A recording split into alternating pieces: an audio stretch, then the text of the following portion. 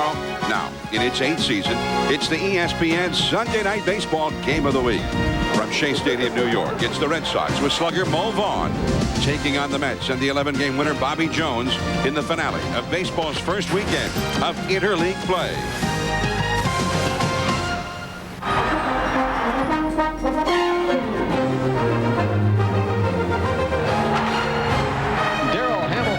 The first hit in an interleague game for you trivia buffs out there.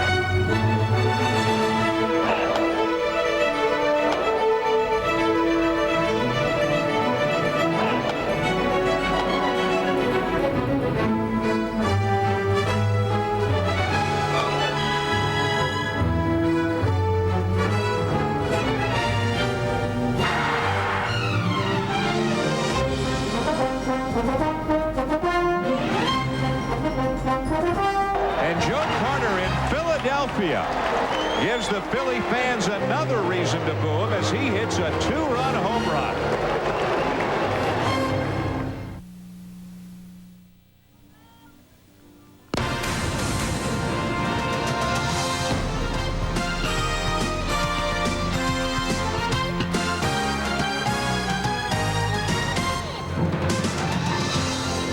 And the interleague play continues tonight from Shea Stadium, New York. ESPN Sunday Night Baseball featuring the Boston Red Sox and the New York Mets. Hello, everyone. I'm John Miller, and interleague play, baseball's great experiment. This is the end of the first weekend of interleague play. And as you've seen, there have been a lot of memorable moments here at Shea Stadium. The Red Sox have won one. They also have lost one.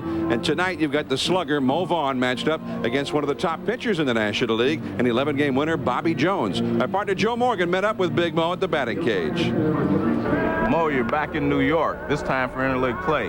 What do you know about Bobby Jones? Well, I don't know too much about him, but I know that he's both sides of the plate, has 4 pitches. I think the key thing about this is that first at bat, you got to go out there and try to take as many pitches as you can and see what he's got. So in key situations, you can anticipate. So, but I know he's got great command, so you got to pick your spots when you want to be aggressive and when not to be. You didn't know much about Lytle Friday night. You almost hit it out of the whole stadium. Well, certain situations are happening. I think, I know what I try to do with man in scrum position. You can dictate a little bit more. But that's one of those things that just happen. Good velocity. He's got to have enough guts as a pitcher to come at me, and then, if you can take a good swing, it'll travel for you. But you just want to do something big, especially when you're here. And here with me is Joe Morgan. And Joe, you've got Big Mo tonight against the top pitcher, and of course, he's never seen him before.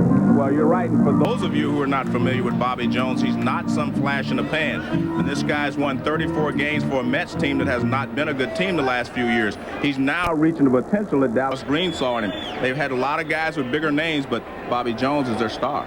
Now, in the interleague play, one of the sort of anomalies of interleague play is that when you play in the National League ballpark, the American League does not get to use the designated hitter. Now, Bobby Valentine, the manager of the Mets, he's playing under the rules that he always plays under, but for the American League, there seems to be a handicap. Well, I think there is a slight handicap for the American League teams in the National League because they're not familiar with double switches. They're not used to making double switches. Their team and their roster is built for the American League style of plays where you do not use a lot of pinch hitters. You do not make double switches. National League teams, of course, in bigger ballparks, you have to put more premiums on scoring runs. You will switch, double switches. You will bunt. You will do a lot of things. So the American League is already at a slight disadvantage when they play in National League parks. All right, so the powerful Red Sox taking on the New York Mets.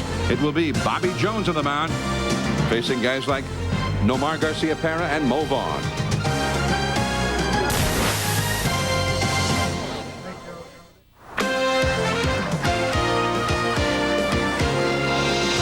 ESPN Sunday Night Baseball Game of the Week is brought to you by Leatherman, the original go anywhere, do anything tool.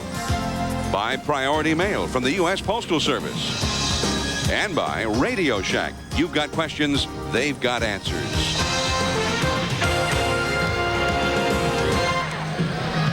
Jimmy Williams, the first-year manager of the Boston Red Sox, coming over from Atlanta, where he was the third base coach for Bobby Cox for the past several years.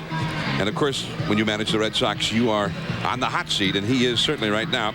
Red Sox are doing very poorly. Here is the batting order for the Red Sox, brought to you by Pepsi. Nomar Garcia-Parra is at shortstop. Darren Bragg is in right field. Mo Vaughn moved up to the third spot of the batting order, and he has gotten hot since he did. It'll be Tim Naring hitting cleanup at third base.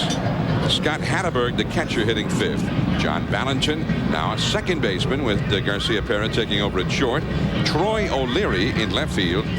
Shane Mack in center field, the veteran, and Vaughn Eshelman is getting the start with a lot of injuries plaguing the Red Sox in their starting rotation. Bobby Jones on the mound for the New York Mets. He is 11-2. He's won 8 in a row, and he is the fastest to 11 wins in Mets history. Bobby Jones leading the league in victories, and he showed us his pitcher's repertoire. I throw 2 different fastballs. I throw the two-seamer, which is mainly probably my best pitch, sinker. I hold just about like this. My four-seamer, which I try to throw usually away to right-handers and into left-handers, not get as much movement on, is more here. My curveball, my slider, and then my changeup.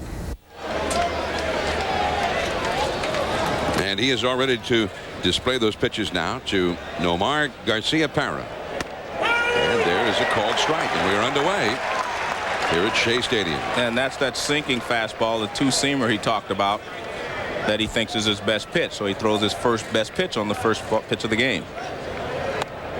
And that's too low. 1 ball, 1 strike. Well, Bobby Jones hails from Fresno, California. There have been some outstanding pitchers who've come from Fresno over the years, including a great former Met, Tom Seaver. He's foul off to the right. I've faced a lot of those guys. Dick Ellsworth, Jim Maloney, Dick Selma also was a Mets pitcher for a while. He's from there as well. Now look how hot he's been. In his last 8 starts, he's won them all, and he has not pitched less than 7 innings in any of them. And that is quite a stretch. Curveball, and that's a foul on the third base side. But tonight, for the first time, he faces an American League team. And again, I think the pitcher has a slight advantage because you go over scouting reports on hitters. They're not going to change much from game to game. But a pitcher might change because he said his best pitch is his sinking fastball. Well, tonight it might be his curveball, and you have to adjust to that. That curveball has popped up foul. Hundley and Olerud come over, but this one, too, will land in amongst the spectators and out of play. You can always get a better scouting report on a hitter than you can a pitcher because different people see a pitcher at a different time, and his pitches may change. On certain nights, as I said, his curveball may be his best pitch. He said his sinking fastball was, but he's tried to get Garcia Parra out here with 3 breaking balls. So if his best pitch is a sinker, you would think that he'd try to get him out with a sinker. So he does change at different times, and they're able to make those kind of adjustments. Garcia Parra out of Georgia Tech University. High draft choice. And that's outside. 2 balls, 2 strikes. If a hitter can't hit a fastball up and away, it's not going to change today, tomorrow, whatever. So they will know how to pitch him.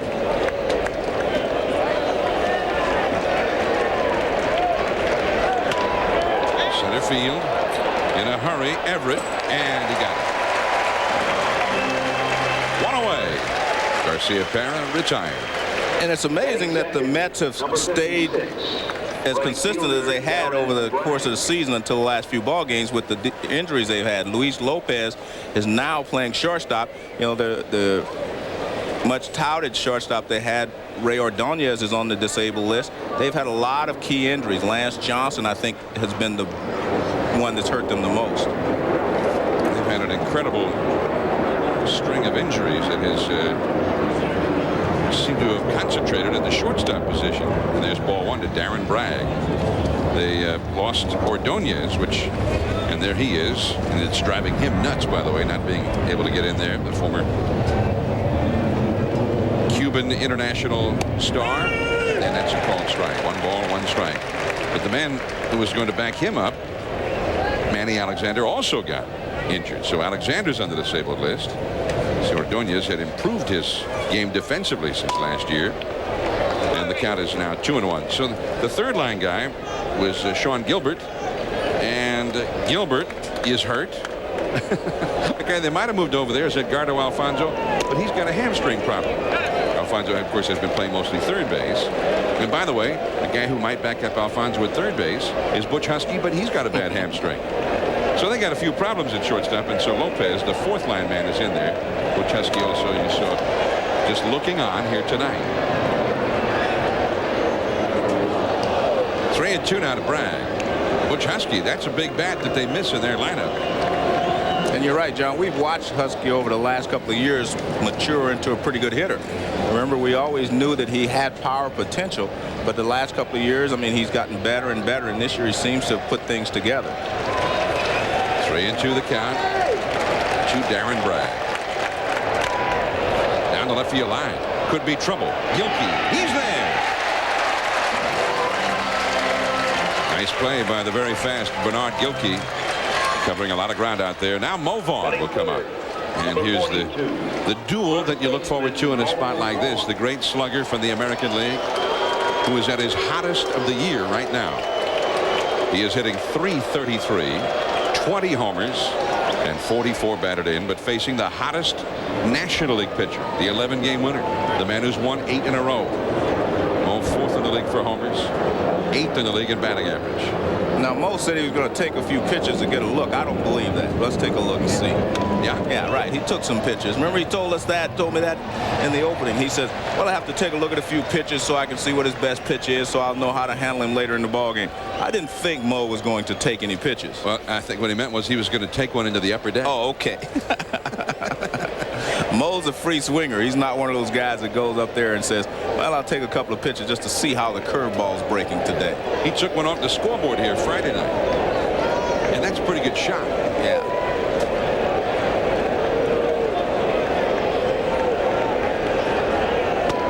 On the outside corner. Strike 2. That's that excellent fastball. He's talking about sinking fastball. Moves away from the left-handed hitter, down and away. And not a lot Mo could do with that pitch, so it's smart to take it. Mo has always been at his very best on Sunday Night Baseball. He loves it when we come to town. Take it outside for a ball. You see that 88-mile-an-hour? That's about Jones' range on his fastball. He's not an overpowering guy. Every once in a while, when he throws the four-seamer, John, I think he can maybe get another mile or so, but that's about where he is with the sinking fastball, which he says is his best pitch, which means that he's going to throw that most of the time. So we'll be right in that area most of the night on the gun. 1-2 to Mo Vaughn. Strike 3 call. At 90 miles an hour. 3 up and 3 down for Boston. The Mets are coming up. We'll be back. John Miller and Joe Morgan, your Sunday night telecasters, and we're at Shea Stadium, New York, as we come to an end of the first week of interleague play. There's Bobby Valentine, who has come out very much in favor of the idea of interleague play. Although, if they lose this game tonight, we'll have to ask him again. Because whoever wins this ball game wins this series, and the Mets are in the pennant race. Here's the Mets batting order, brought to you by Pepsi. Bernard Gilkey been struggling. They're waiting for him to get going. Carlos Baerga has gotten going at second base. John Olerud at first. Todd Hundley, the slugging catcher. And Carl Everett in center field. He had 2 home runs here Friday, and he is red hot. Alex Ochoa in right field. Matt Franco at third base. He's their ace off the bench usually. Luis Lopez at short, and Bobby Jones is the pitcher for New York, batting 9th. And on the mound for the Red Sox, filling in with some injuries, is left-hander Vaughn Eshelman. Here we go. Off the glove of the diving Naring. Garcia-Pera has no play against the speedy Gilkey. Gilkey, who came into play tonight hitting only 197. And of course, they expect him to be hitting over 300. Well, he has been, struggling the entire season. I see they made a change. He's been hitting 5th most of the year.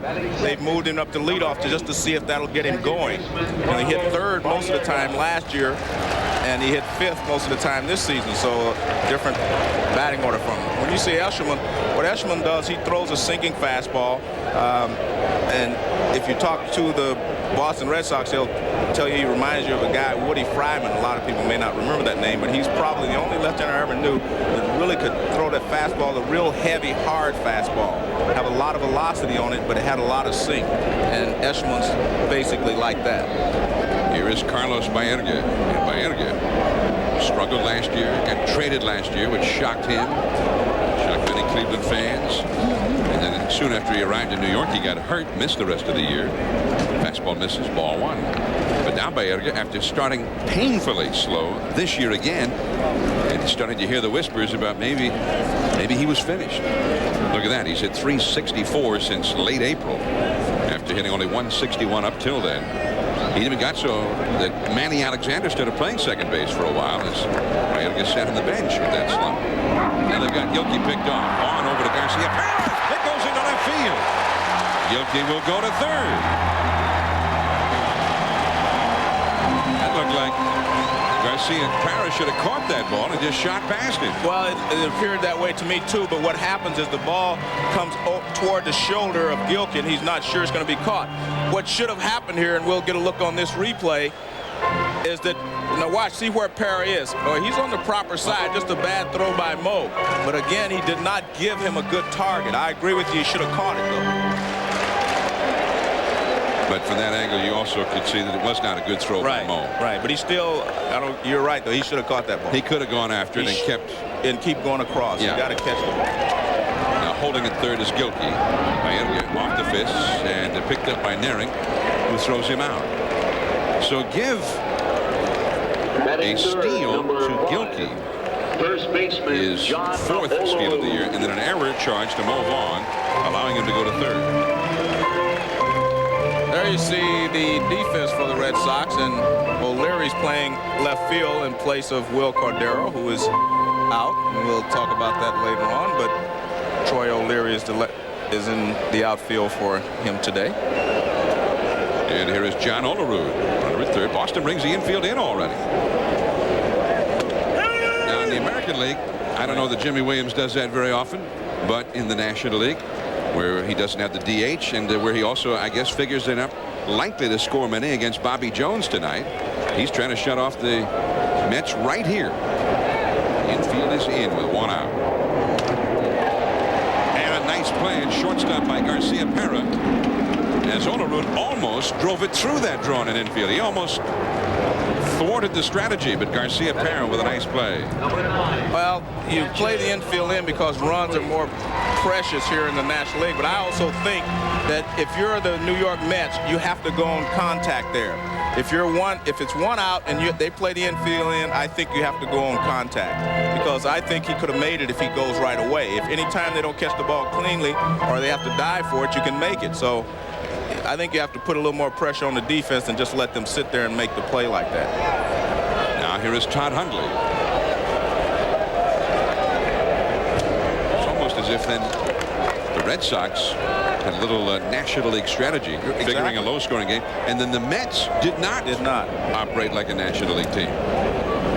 If you have speed, you have to use it. Doesn't do you the good to have speed if you're not going to use it. Todd Hundley, as you see, Jimmy Williams used to manage the Toronto Blue Jays back in the late 80s. Cito Gaston actually took over for him. Right. And then Jimmy Williams became a coach in Atlanta for Bobby Cox, where he's been the past several years. Off the fists by Hundley. Now, Todd Hundley, this guy has become one of the top power hitting catchers in the game. And this year, he has 15 homers, 44 driven in, but only 1 homer in his 35 at-bats from the right side. That's why the other reason I say you have to send him from third, because Hundley is not the power threat from the right side that he is from the left side.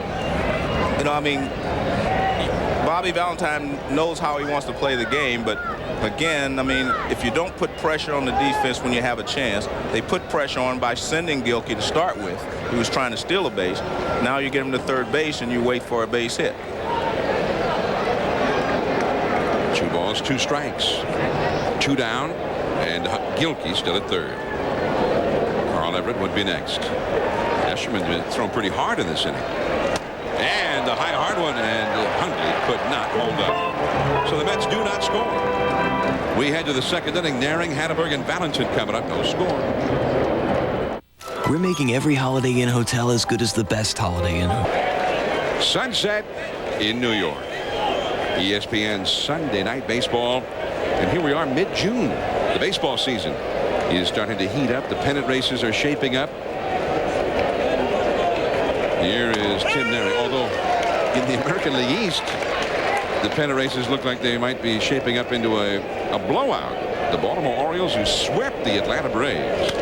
Naring fouls one off, and it is 0-2 as he faces Bobby Jones. Are there any huge surprises in this first weekend of interleague play? I guess that would be it. As the Baltimore Orioles, look at that record, 45-19, including a 3-game sweep in Atlanta against Greg Maddux, John Smoltz, and Tom Glavine, no less. Of course, Davey Johnson's Orioles come in well equipped themselves with Jimmy Key, Mike Messina, and Scott Erickson.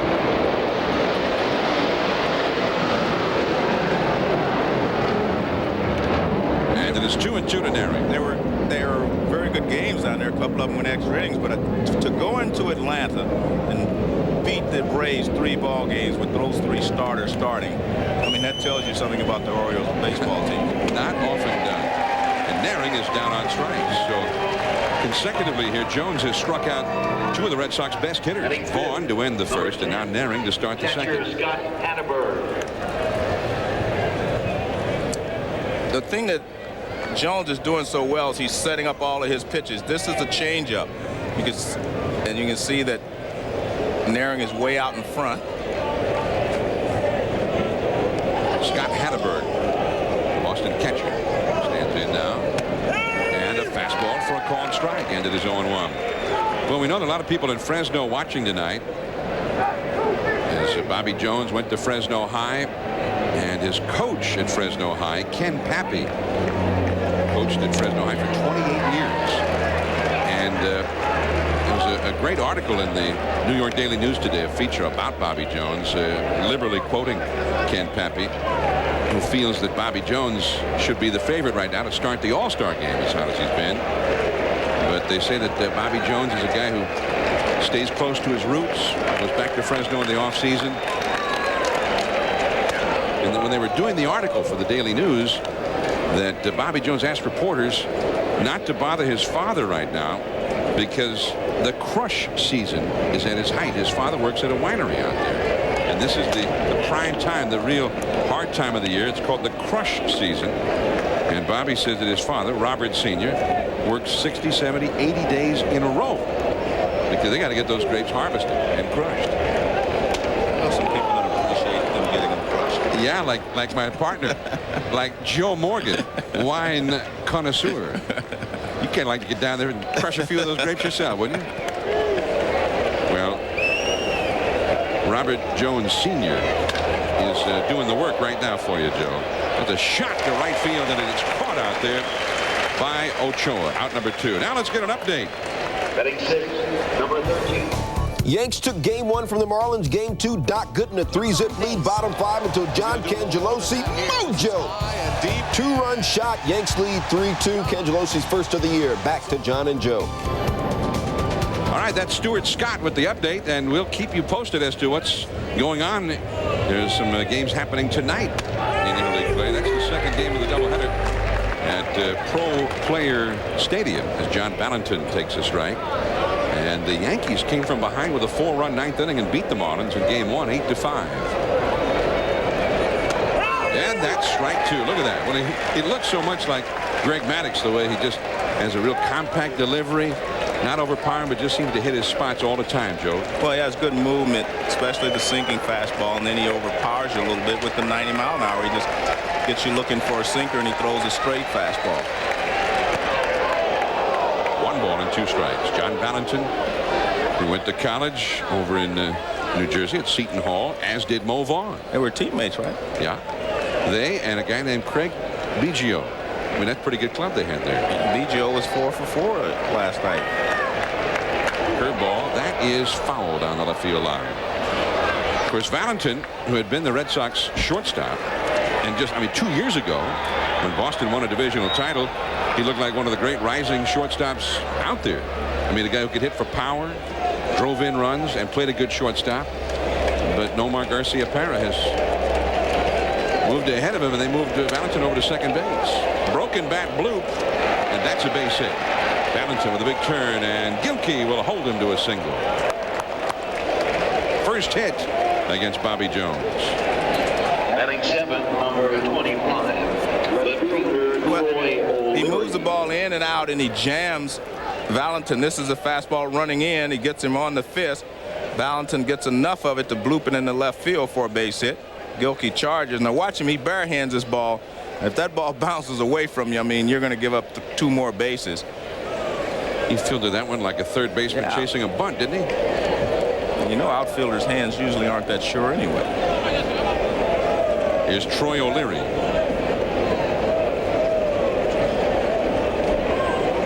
And that fastball is in there for a called strike. Now, O'Leary is the first guy that I've seen actually go up there to take a pitch.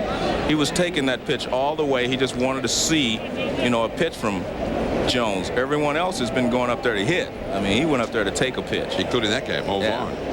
Fouled away the first pitch he saw. And there is strike 2. See, that's what Jones does to you. Runs one away and then comes back inside.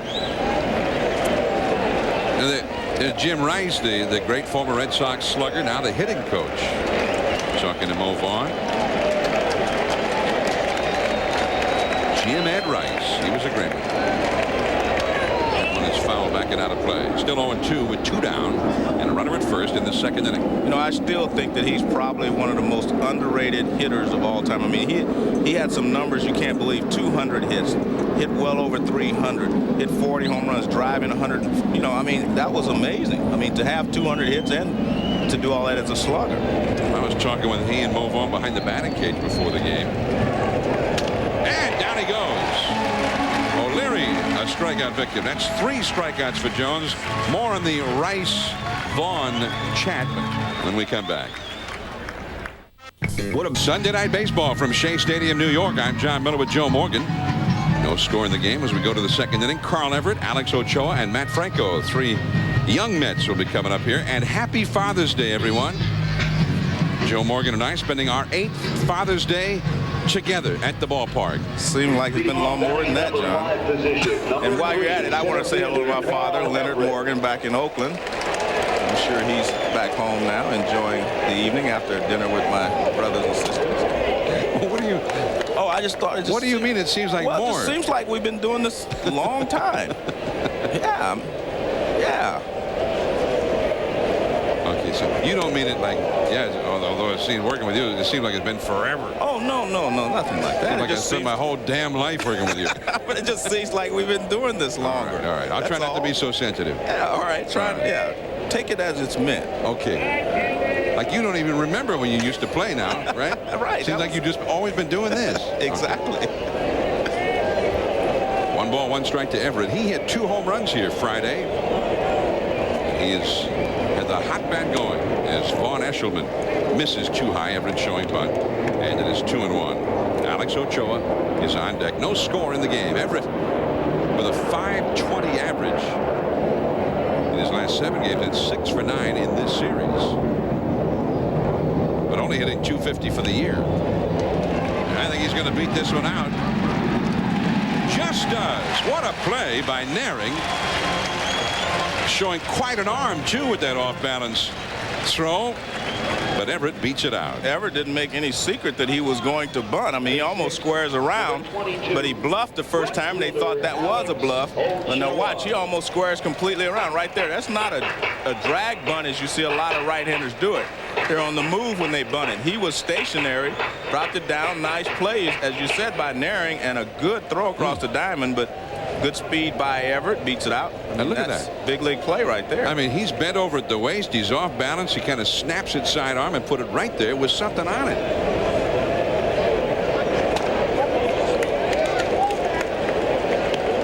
And there's ball 1 to Alex Ochoa. We saw Gilkey get picked off in the first inning. Now, if you watch Eshelman, if he takes his right foot and it goes behind his left foot or behind the rubber, he has to go to the plate. And what he does is he kind of bends his knee back there sometimes, and I think that's what fooled Gilkey in the first inning. You can bend your knee back, you just can't take your foot behind it. Jimmy Key does that real well. He brings seems like he brings half his leg back behind that pitching slab, but not the foot. Not the foot. Everett has excellent speed, as we just saw. He has 10 steals for the year. And he's a guy that they've always felt had a lot of ability, but he just had never lived up to that potential. I mean, he still has not. He's hitting 250s, but he's a guy that's on the rise, and they hope that his potential is finally going to be realized here the rest of the season, the rest of the way. I mean, they've been wanting him to win that job for a while. Well, because he adds something else to them. He gives them more speed, as we were talking about, as you're talking about. And he's a guy that has unlimited ability. Is that Bobby Valentine shouting balk? I hope not, because he didn't balk. I don't know if he was yelling. See, he didn't balk. He's not balking. I don't know who he's yelling at. He may be yelling at his third base coach. 2-0 the count. We're talking about Tim narrating that play, Joe. Let's have a look at it in full speed as it really happened. Yeah, and then you'll see how difficult it was to make. 2-0 the count to Ochoa with Everett at first.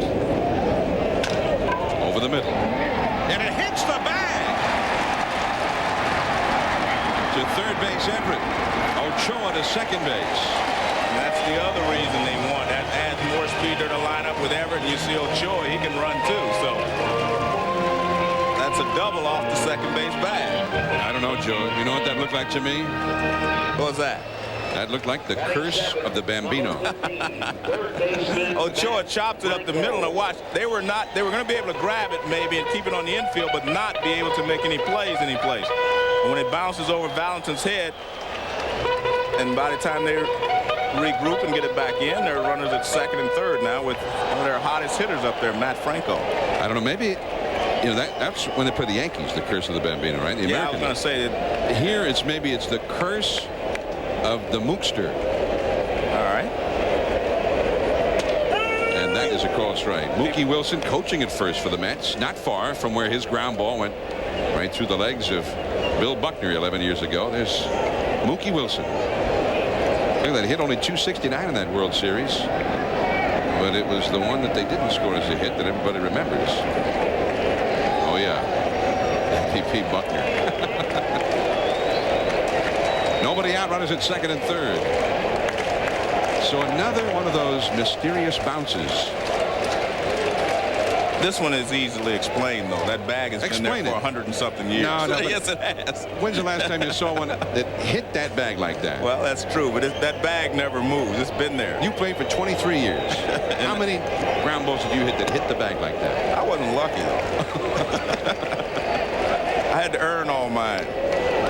The home plate umpire, by the way, C.B. Buckner. No relation to Bill Buckner. You're trying to find all these correlations. Is that what we're doing here? I mean, you're trying to make sure that Bill Buckner remembers. I don't think he's forgotten. Broken bat. The infield was back. That'll get a run home. In the score is Everett. Over to third is Ochoa. And Matt Franco delivers the first run of the game with an infield out. And it is 1-0. But a very, very good out, as you often point out, Joe. He did a couple of things. Right. Just with a ground ball there. And he moves the runner over to score position where another fly ball will get him in. Now he makes sure he pulls the ball. It doesn't hit behind the runner. That was a good pitch there by Eshelman. He hits it behind the runner at second base, which allows him to go to third easily. But you also have to credit Ochoa with his speed to get over there. And now they force the Red Sox to play the infield in again. And let's see if they try with one out, if they go on contact this time. Ochoa has excellent speed. He's the runner at third. The batter, Luis Lopez, a switch hitter. He's about the fourth line shortstop for the Mets. But again, Ordonez is out. His replacement, Alexander, he's out. Sean Gilbert is a guy that would have liked to have tried there, but he's hurting. And so here is Lopez instead. The infield is in. 1-0 for the Mets. Fastball in there for a strike. You're also at the bottom of the order where the pitcher's the next hitter. Now, if Lopez doesn't get him in, chances are Jones is not. So I think you have to send him on contact here. Because even if they're thrown out at the plate, you will still have the pitcher have his turn at bat this inning. Well, throw a signal out there. I did. All right, so he's definitely, any ground ball, he's going. Well, I'm looking at Bobby. He looks like he's going now. Whoa. Look out.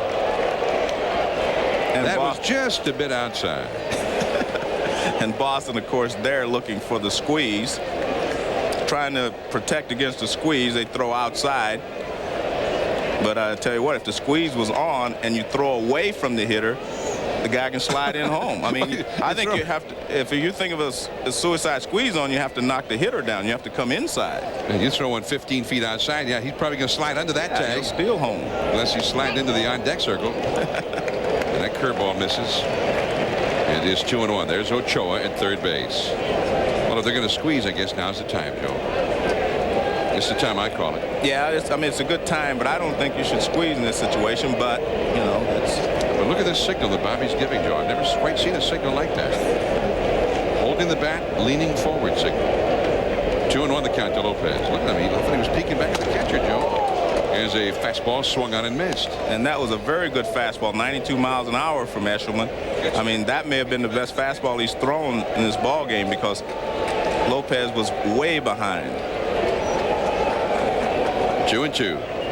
Watch his eyes here, Joe, just before that last pitch. Oh. Guess he's relaxing himself. Whoa! Nice save by Hatterberg.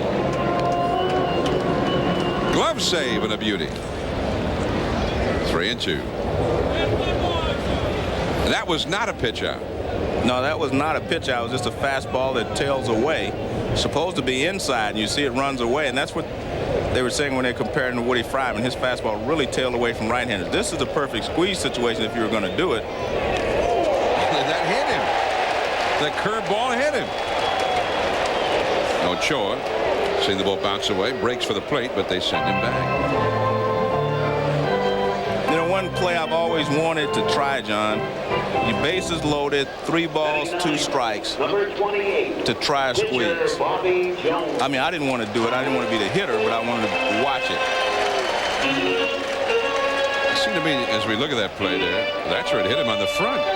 Yeah, but I mean, he took that one for the team. That's a bad place to take one, too. It looked like it hit it on the shin. He didn't try too hard to get out of the way of that one. No, it looks like maybe, I mean, the shortstops are going to be an endangered species here if he stands there and lets the ball hit him. 1 down, runners at first and third. A bases loaded, 3-2 count, and a suicide squeeze on that. Yeah. You know what will happen? The pitcher will throw a ball. He will automatically. Oh, that's right. Yeah, he'll throw a ball. Because then, so the runner should even break soon. That's what I want him to do. See, you want him to break too soon. Yeah, that's a play that I've always wanted to see someone try. Well, I'm excited about it now, Joe. Everywhere I go from now on, I'm going to be preaching the idea of that play. Now, that was not a suicide squeeze to the one out. Bobby Jones bunting with Ochoa holding on at third base. That was just a sacrifice. He was going to try to put another runner into scoring position for Gilkey, who's coming up next. What they're trying to do is make sure that you don't just waste an out by Bobby Jones striking out, or worse, hitting a ground ball into a double play. You saw Ochoa at third. There's Lopez at first. Big Mo on the bag with him. Man, this inning has been a bunt single by Everett, a ground ball to second by Ochoa that hit the bag for a double, an infield out for a run, and now a hit batsman. And they thought they might be trying one right there, and another pitch out, but nothing going on. If Jimmy Williams wasn't from the National League, I would think that this was American League manager coming to the National League and worried about things like the squeeze that he doesn't normally have to worry about. But since Jimmy Williams has been around, you would think that he's aware of that. But they're just trying to bunt him over, and Bobby Jones is not a bad hitter. He has 6 hits this year with 3 runs batted in. So I think there's no doubt in my mind that they're just trying to sacrifice Lopez to second base. Mets lead 1-0 here in the second.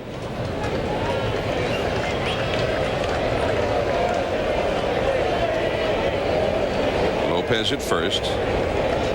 Ochoa at third. 2-1.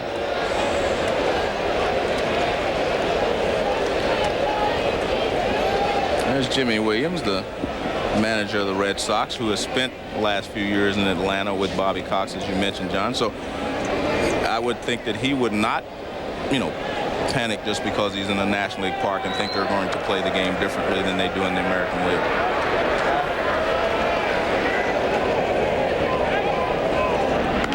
And back to the bag again is Lopez at first base. No indication from Jones as to what his motives were there as the throw went to first base. And as you pointed out sometimes, Joe, in the past, sometimes the throw to first is really for that reason. Right. And I think that's what that was for, and it's smart to do it. But Jones was smart enough not to let them know. He is bunting and gets it down this time. Eshelman, there's no runner heading for the plate there, Vaughn. And I guess Hatteberg or somebody told him Eshelman wanted to throw the ball home there. Yeah, well, he was thinking it was a squeeze, but of course, again, they were just trying to sacrifice the runner into scoring position. Well, Eshelman does a good job of getting off the mound. You see Mo charging. Eshelman has it. Look, he's looking at home right away. He thinks it's a safety squeeze, but it is not. And he makes the play to first base. That was Valentin covering. So Bobby Jones gets it done, true to form. And Bobby Jones just is a down-to-earth, fundamental kind of a guy. He's a hard worker. Always has been for all his life, not just as a ball player. 2 men in scoring position. 2 down. Here's Gilkey. A curveball for a strike. Gilkey got an infield single in the first inning. And remember, last year Gilkey drove in over 100 runs, so they know that he's an RBI man. He hasn't been hitting well this year, but they know that he's always capable of getting a base hit in this situation. He had his best year last year. That curveball, strike 2 call. And if you watch Gilkey, I watched him on these 2 pitches. It just seems like he's moving a little too quickly, and anything that's not a fastball fools him. You know, he's raising his front foot a little quickly, jumping out there. Fastball, shallow center on the run, and catching the ball is Shane Mack, and that ends the inning. 1 run, 1-0. Mack will be coming up for Boston. You could get caught in it. Monsoon is coming. Monsoon, available in select new cars and trucks like the Pontiac Firebird and the Hummer. Monsoon, power, attitude, audio for the road.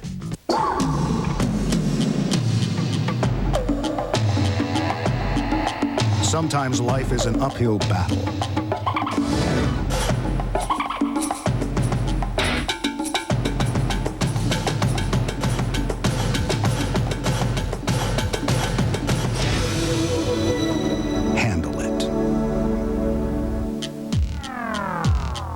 Dunlop tires.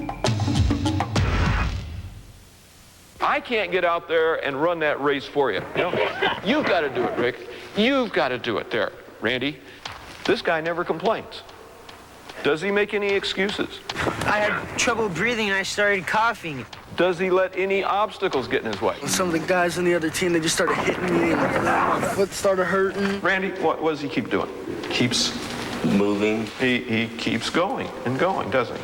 No hesitation. Just be the bunny. Be the bunny. Yeah, that's it, guys. In the world of racing, you'd be hard-pressed to find more pounding, more rattling, and more punishment than the Score Desert Championship Series. It ain't pretty, but it's the extremes of off-road racing that help us build our longest-lasting battery ever, the Duralast battery from AutoZone. A battery so tough, so dependable, we back it with a 2-year free replacement guarantee. The next time you hit the open road, don't settle for anything less. The Duralast battery, power you can depend on.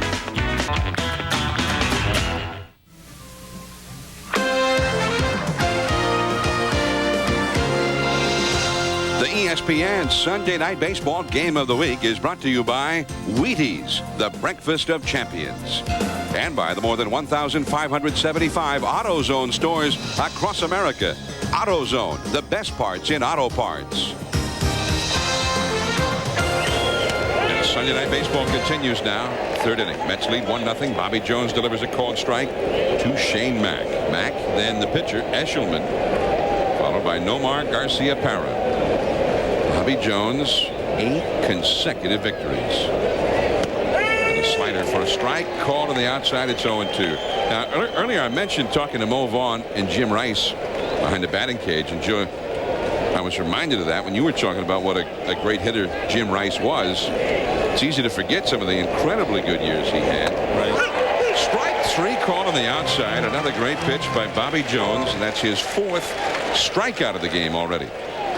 Batting 9th, number 52. 1 down. Pitcher Vaughn Eshelman. Well, Jones sets up every strikeout by running the fastball in, then he goes right on the outside corner, knee high, strike 3. I mean, just a beautiful pitcher. Look at that. Right over the outside edge, strike 3 call. And strike 1 call to Vaughn Eshelman.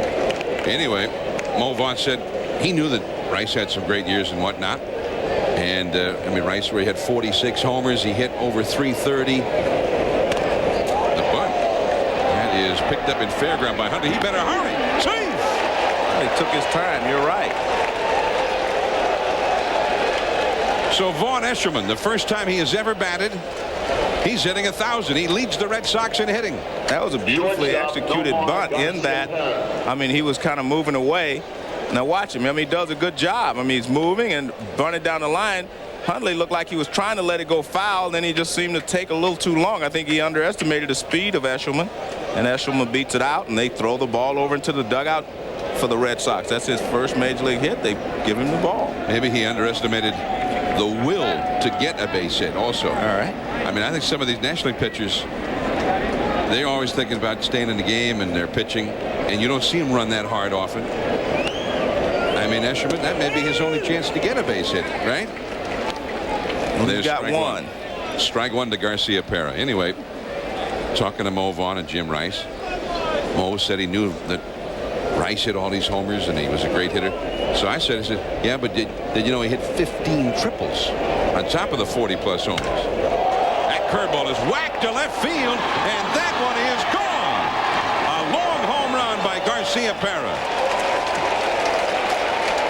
Jones hung the curveball. And that's something that he doesn't often do, but he had thrown a lot of breaking balls earlier to the right-handed hitters, especially to Tim Naring, but he hung the one to Garcia Parra, and he just hit it a long way over the 358 sign. And watch where this breaking ball is. Hangs right up there, and I mean, he was not fooled at all by the speed or the break of the pitch, and he drives it deep into the night. So Bobby Jones gives up a home run for the 10th time this year in 100 innings. And that is ball 1 to Darren Bragg. Well, not many National League leadoff men have 20, 25 home run type power as does Garcia Parra. And that leadoff spot can be an RBI spot, as Brady Anderson has shown with the Baltimore Orioles, among others. He's not the only one either, because the pitcher doesn't bat. But this time it was the pitcher, ironically, who set the table for Garcia Parra. Darren Bragg fouls one off. 2-1 to Bragg. And your conversation with Mo about Jim Rice, he had 15 triples 2 years in a row. Not just once or twice. You know, once he had 15 triples in 77 and 78. I told Mo 15 triples, and Mo said, no, are you kidding? And Rice said, yeah, 2 years in a row. This one is a shot. It's over the head of Everett. Bragg to second. Turns the corner, and he'll hold. The secondary relay man was Baerga. Everett overshot Lopez. It was Baerga caught the throw, then Bragg put on the brakes. Well, the last 2 pitches from Jones have been up. Now, this is a high fastball. We saw him hang the breaking ball. This is a high fastball, not the good sinker that he has been throwing. And here's Bragg. He drives it in the left center field over the head of Everett. It's right at the base of the wall, and it bounces away. Bragg thought about going to third, but Everett got the ball back in quick enough to hold him at second base. Well, now here they are teeing off on Bobby Jones. 2 runs in, a long double by Bragg. He's at second, and now the big Boston slugger's coming up, Mo Vaughn. Now he's the big slugger, but he's not the only hitter in this Boston lineup. 2-1 Red Sox. Runner at second, 1 out. Oh. Kind of tells you how they want to pitch, Mo. They're using the fastball. I think they want to move it in and out. Here's a good fastball from Jones, and Mo was trying to hit the wall again, hit that scoreboard in right field again. I tell you what, here in New York, it's the summertime, and I think Mo was trying to send that one out to the Hamptons. Come on, Mo, swing hard. 0-2 the count. That That looked like it was a breaking ball, a slider under the hands, exactly where you want to throw the slider, right there. So you see Mo was tied up trying to get to it. He thought it was a fastball out over the plate. He started out to get it, and then the ball broke in under the hands. Good pitch there by Jones. He struck him out last time by running a fastball away and then coming back with a fastball inside. We'll see how he pitches him now that the count is 0-2. Naring on deck. I'd look for him to run a fastball away. Bragg at second. That's how he pitched him last time. He runs that one away. And in this case, when you have a guy like Mo, you can afford sometimes to waste 2 pitches, but there's no doubt in my mind he's going to try to get him out with a fastball in under the hands or something in back inside. Surprisingly, last time he ran one away like that with 2 strikes, and then he threw a fastball right in the outside corner for strike 3 call. There's Bragg with his lead from second. That one was away again, and Vaughn went with it. Base hit. Here comes Bragg heading home. He's got excellent speed to throw. Not nearly in time. Offline. Mo Vaughn delivers a run. It is 3-1 for Boston. You know, that shows you how good a hitter Mo Vaughn is. He's a big slugger that took 2 big sluggish swings, and then Jones was trying to waste this pitch again. This is not a strike. Watch where it is. He's running it away. We're going to take a look at all the pitches. Fastball in, slider in, fastball away. Now this one is supposed to be away as well, and it's not a strike. But Mo Vaughn just reaches out and slaps it to left field. We saw 2 big swings, and with 2 strikes, he does what good hitters do. He cuts down on his swing, and he makes contact. He just lines that ball to left field. That was supposed to be another waste pitch off the plate away, and then I guarantee he was going to come back inside with something. But Mo Vaughn spoiled it by reaching out there and hitting the ball to left field. It was actually a ball outside. It was going to be 2 balls and 2 strikes if he would have taken it. 4 consecutive hits for the Red Sox. This all started with a bunt by Eshelman for a base hit. A play that Todd Hundley was a little tardy in making. Then Garcia-Parra hit the hanging curveball for a homer. Bragg launched one to the left center field wall for a double. And now Vaughn. And you know, it's easy to look at Mo take those 2 big swings like he did and just say, well, this guy swinging from the heels, he's a all or nothing type guy. But Mo Vaughn is hitting .333. I mean, he's just a good hitter. Well, he showed you why. I mean, he's able to cut down with 2 strikes when he has to. Well, Bobby Jones has given up as many as 3 runs only once all year. He's given up 3 now in the span of 4 batters. In his last 3 starts combined, he had given up 3 runs. Garcia-Parra got him started with a 2-run homer deep into the bullpen. I mean, the Red Sox are hitting .286 as a team, and they're averaging 5.3 runs per game. So this isn't a ball club that is capable of scoring lots of runs, and this is one of their guys who could put the hurt to you as well. Tim Naring, 2-1 the count to him. He struck out his first time. Some hitters will disagree, but I've always felt that sometimes if you don't know the pitcher and you just see the ball and hit the ball, you're better off than going up there trying to think with the pitcher. Well, he's going to try to get me out with a curveball. He's going to try to do this. He's going to try to do that. Instead, just see the ball, hit the ball. I mean, I think that's the best way to hit when you're not familiar with a pitcher, and sometimes that works to your advantage. 2-2 the count. 3 runs in. Left center field. Gilkey on the run. It's over his head. Vaughn digging for third. He'll be held a double for Tim Naring. And that's another breaking ball. This one wasn't really a hanger, but it wasn't the one that bites down and away that he normally throws. 17th double of the year for Naring. Now watch the target. This is supposed to be down and away.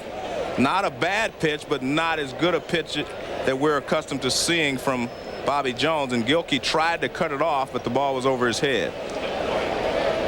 And they're just saying, not a bad pitch, no. Not the spot he wanted it, but this is a guy who can hurt him when you don't get it in the right spot. Tim Naring, who is a very good hitter.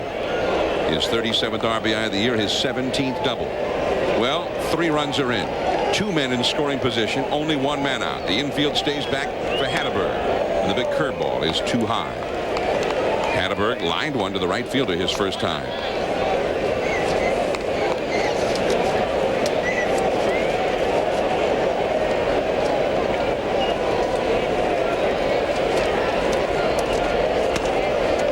Bobby Jones has given up more than 3 runs in a start only one time the whole year. That was in this ballpark against the San Francisco Giants, one of the great surprise teams of the year in the National League, in his 3rd start of the season back in early April. It is 3-0 to Hatteberg. On deck, the right-handed batting John Valentin. He has given up 3 runs in a start 3 times the whole year, and he had the one where he gave up 5 against San Francisco. Well, now Boston has put 3 on the board just in the 3rd inning, and they're threatening to get a couple more right here, and the bases are loaded. That's what you call an intentional, unintentional walk.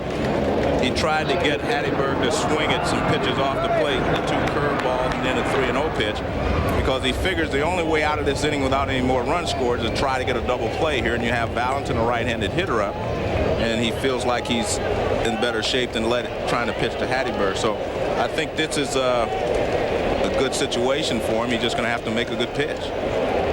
Bullpen activity for the Mets now. As their ace, Bobby Jones, is in a lot of trouble. 3 runs in, 3 men on, 1 out. Beauty.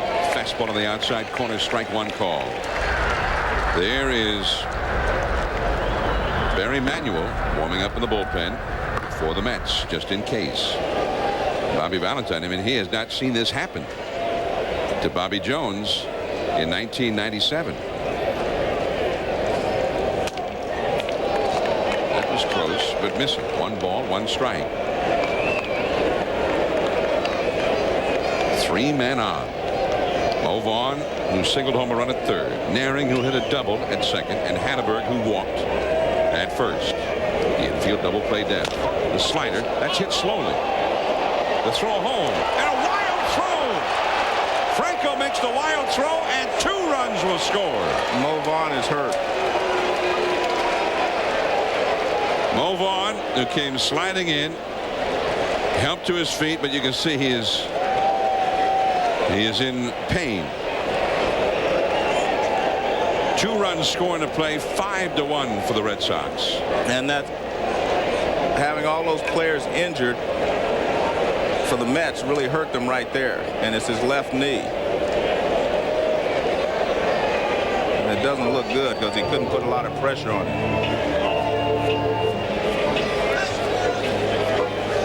Jimmy Williams, the manager out there, also the Boston trainer.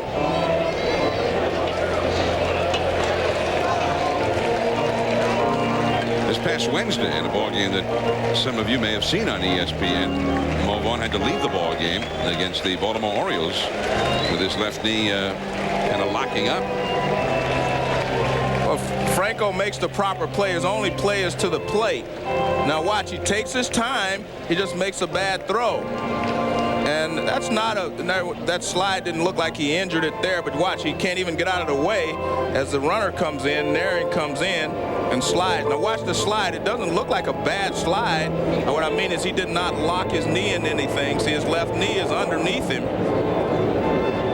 It didn't look like a real bad slide, but obviously he does injure his knee there. It's his left knee. And you can see now hobbling, and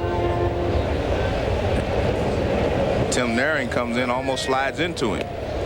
Meanwhile, with first base open, they're going to walk Troy O'Leary intentionally to load the bases. That's a fielder's choice. Hit into by Valentin. No run batted in, and an error on the 3rd baseman, Matt Franco. Ordinarily, as a guy comes off the bench, he's been the Mets pinch hitter deluxe, leading the National League with 11 pinch hits.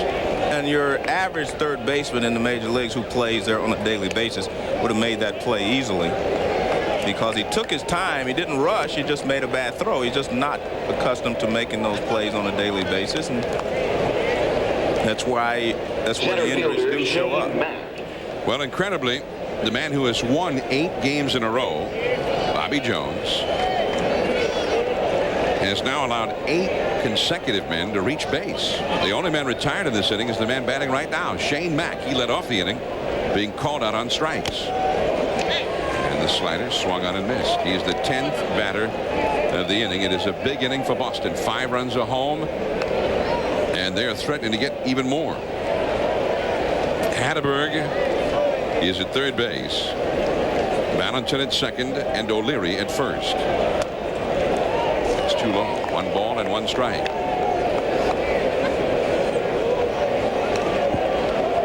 Five to 1 for Boston. Although for the Red Sox, the excitement tempered considerably right now after watching their big slugger limp off the field. The second, Baerga's got it. The second one, back to first. Double play. Baerga to Lopez to Olerud, and the inning is over. The Mets have a long time to try and play catch-up. Baerga coming up. 5-1 Boston. We have the how-to clip. A shocked here in New York. The Red Sox leading 5-1, although it could have been worse, Joe. Yeah, fine double play turned in by Baerga and Lopez. Now watch this right here. Look how difficult. He's running away from second base. He straightens up, and then he fires to second base.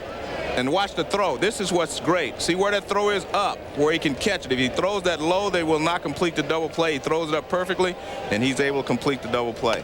That first throw on a double play is always the most important, and that was a difficult play to make there by Baerga, but he made it. And here is Baerga, who grounded out his first time. He's 0 for 1. He has been a hot hitter, though. Came into the game hitting over 300 for the year. Eshelman, who started the big inning with a bunt. 1 ball, 1 strike now to Baerga. Baerga has been working with the Mets strength and conditioning coach. And he works out not just before games, but after games as well. And he says it has really helped his legs and increased his flexibility.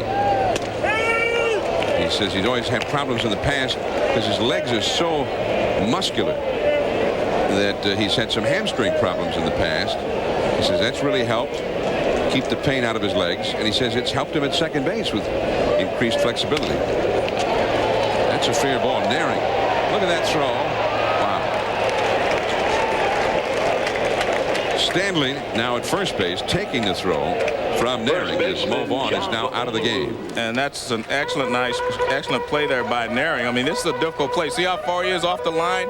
See, he has to go a long way for this ball, right over the bag, takes it on the run and throws on the run. And I mean, he again shows a gun right on target there. Nice play as Stanley took over for Vaughn at first base.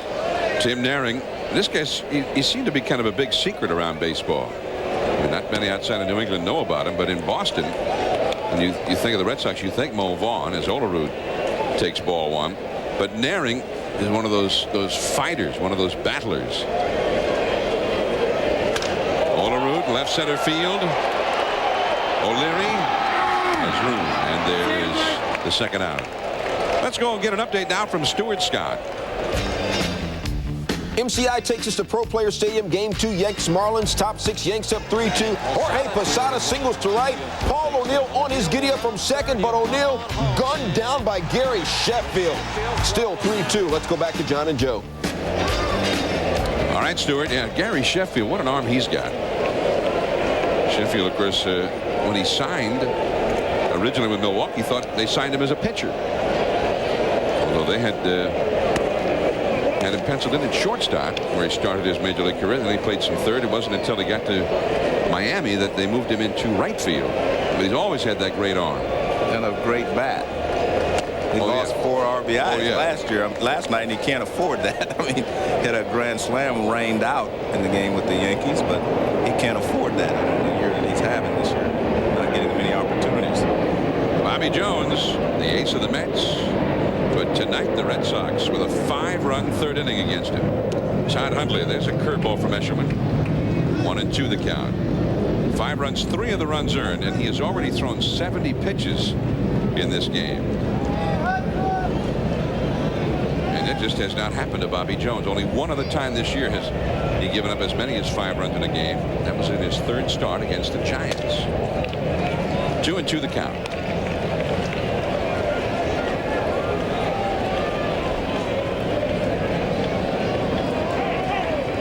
Todd Hundley struck out his first time, and again, Hundley has not been the imposing figure batting right-handed, although this year in the few at-bats he's had right-handed, he's hit well for average, but that's not what they're looking for from him. You got 1 homer in 36 right-handed at-bats, but a .333 average from that side. Well, that's strike 3 call. Eshelman has gotten him twice. We head to the 4th inning. Eshelman will be coming up. 5-1 Boston. While Tony Hawk. It's the 4th inning, and the Red Sox coming up, leading 5-1 over Bobby Jones and the Mets. And there's strike one to Vaughn Eshelman, the man who started the 5-run inning with a bunt in his first major league at bat. He's 1 for 1. He's hacking Joe. Yeah, now he says, well, I got that one. I'll go for the gas. I'm going for the fence. Yeah. And Jim Rice probably gave him a few pointers, all the hitters. I mean, all the pitchers about hitting here in the National League parks. Yeah. Looks like he told him to swing from the heels from what I can see, Joe. He's still hacking. Yeah. A little tardy on that one, though. He's having a good time up there, though. 0-2 the count to Vaughn Eshelman.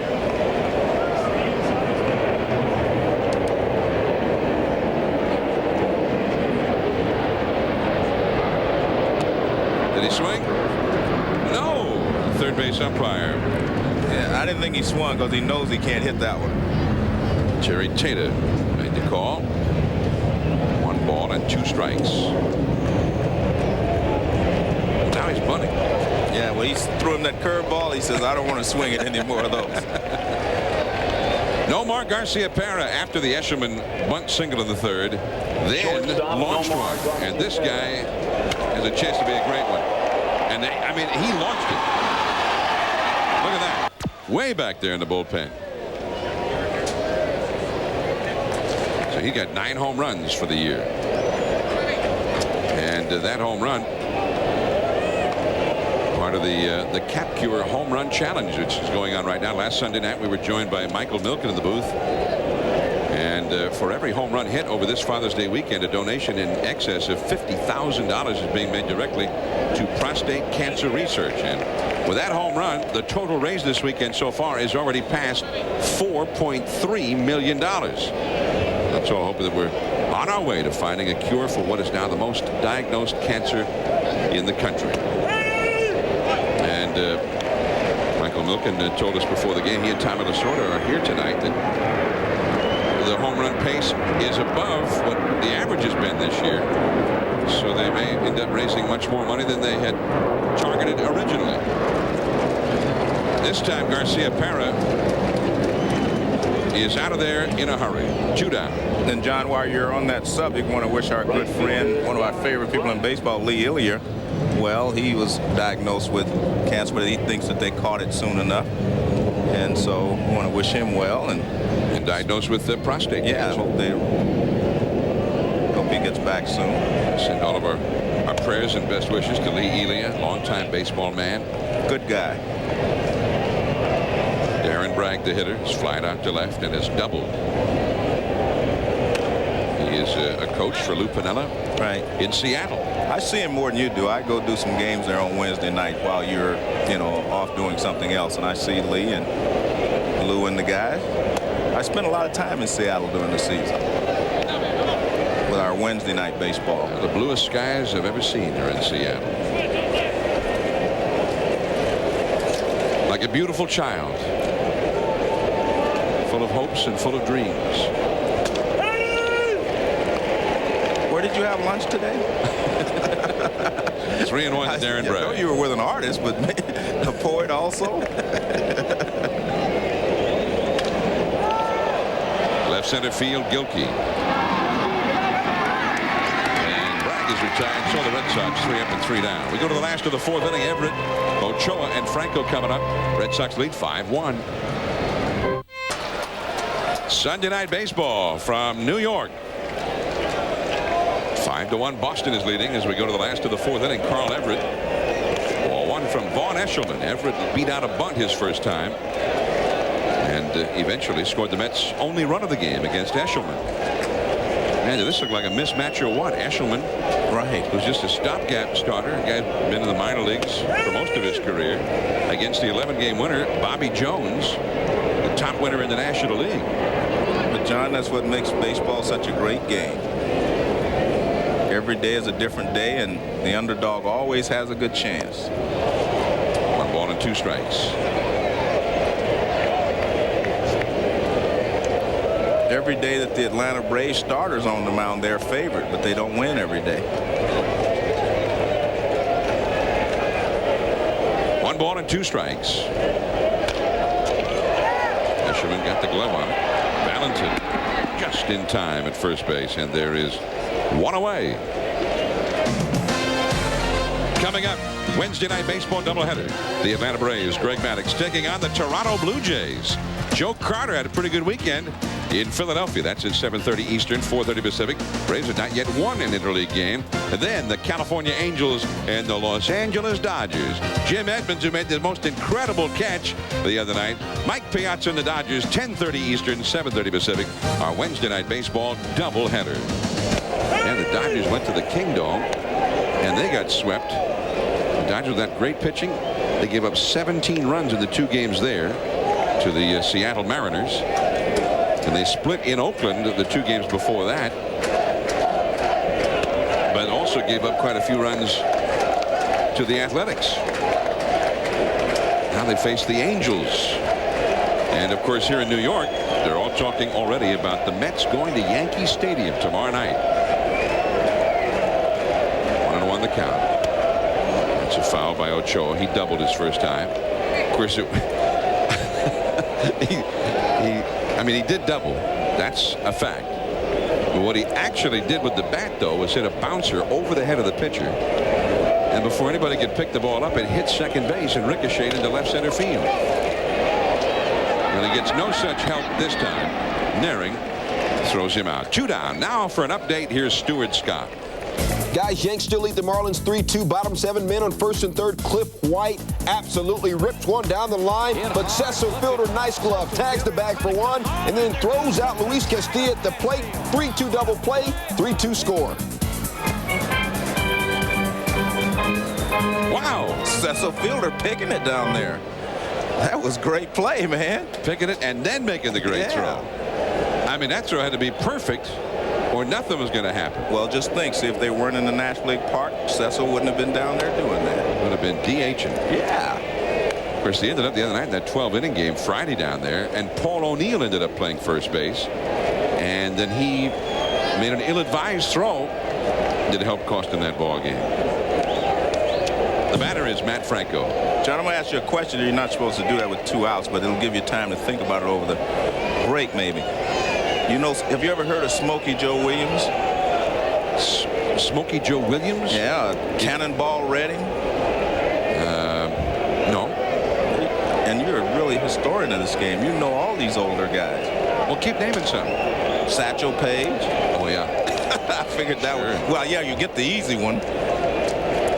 Yeah, you get the easy one. The reason I bring him up is... Keep naming some more. Oscar Charlton.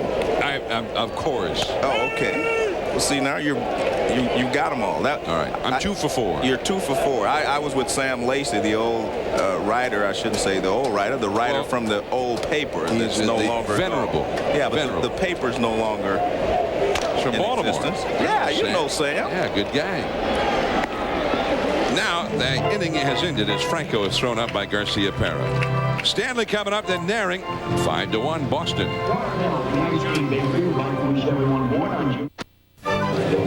And that is not Bobby Jones. Bobby Jones has been lifted from the ball game after 4 innings. He gave up 5 runs, 3 of them earned, and Barry Manuel has come on. Boston leading 5-1 as we go to the Red Sox half for the 5th inning. And you see Barry's numbers. Also, he comes in. He's given up 5 home runs in 22 and 2/3 innings. Let's go back now, Joe, to the big play in that 3rd inning.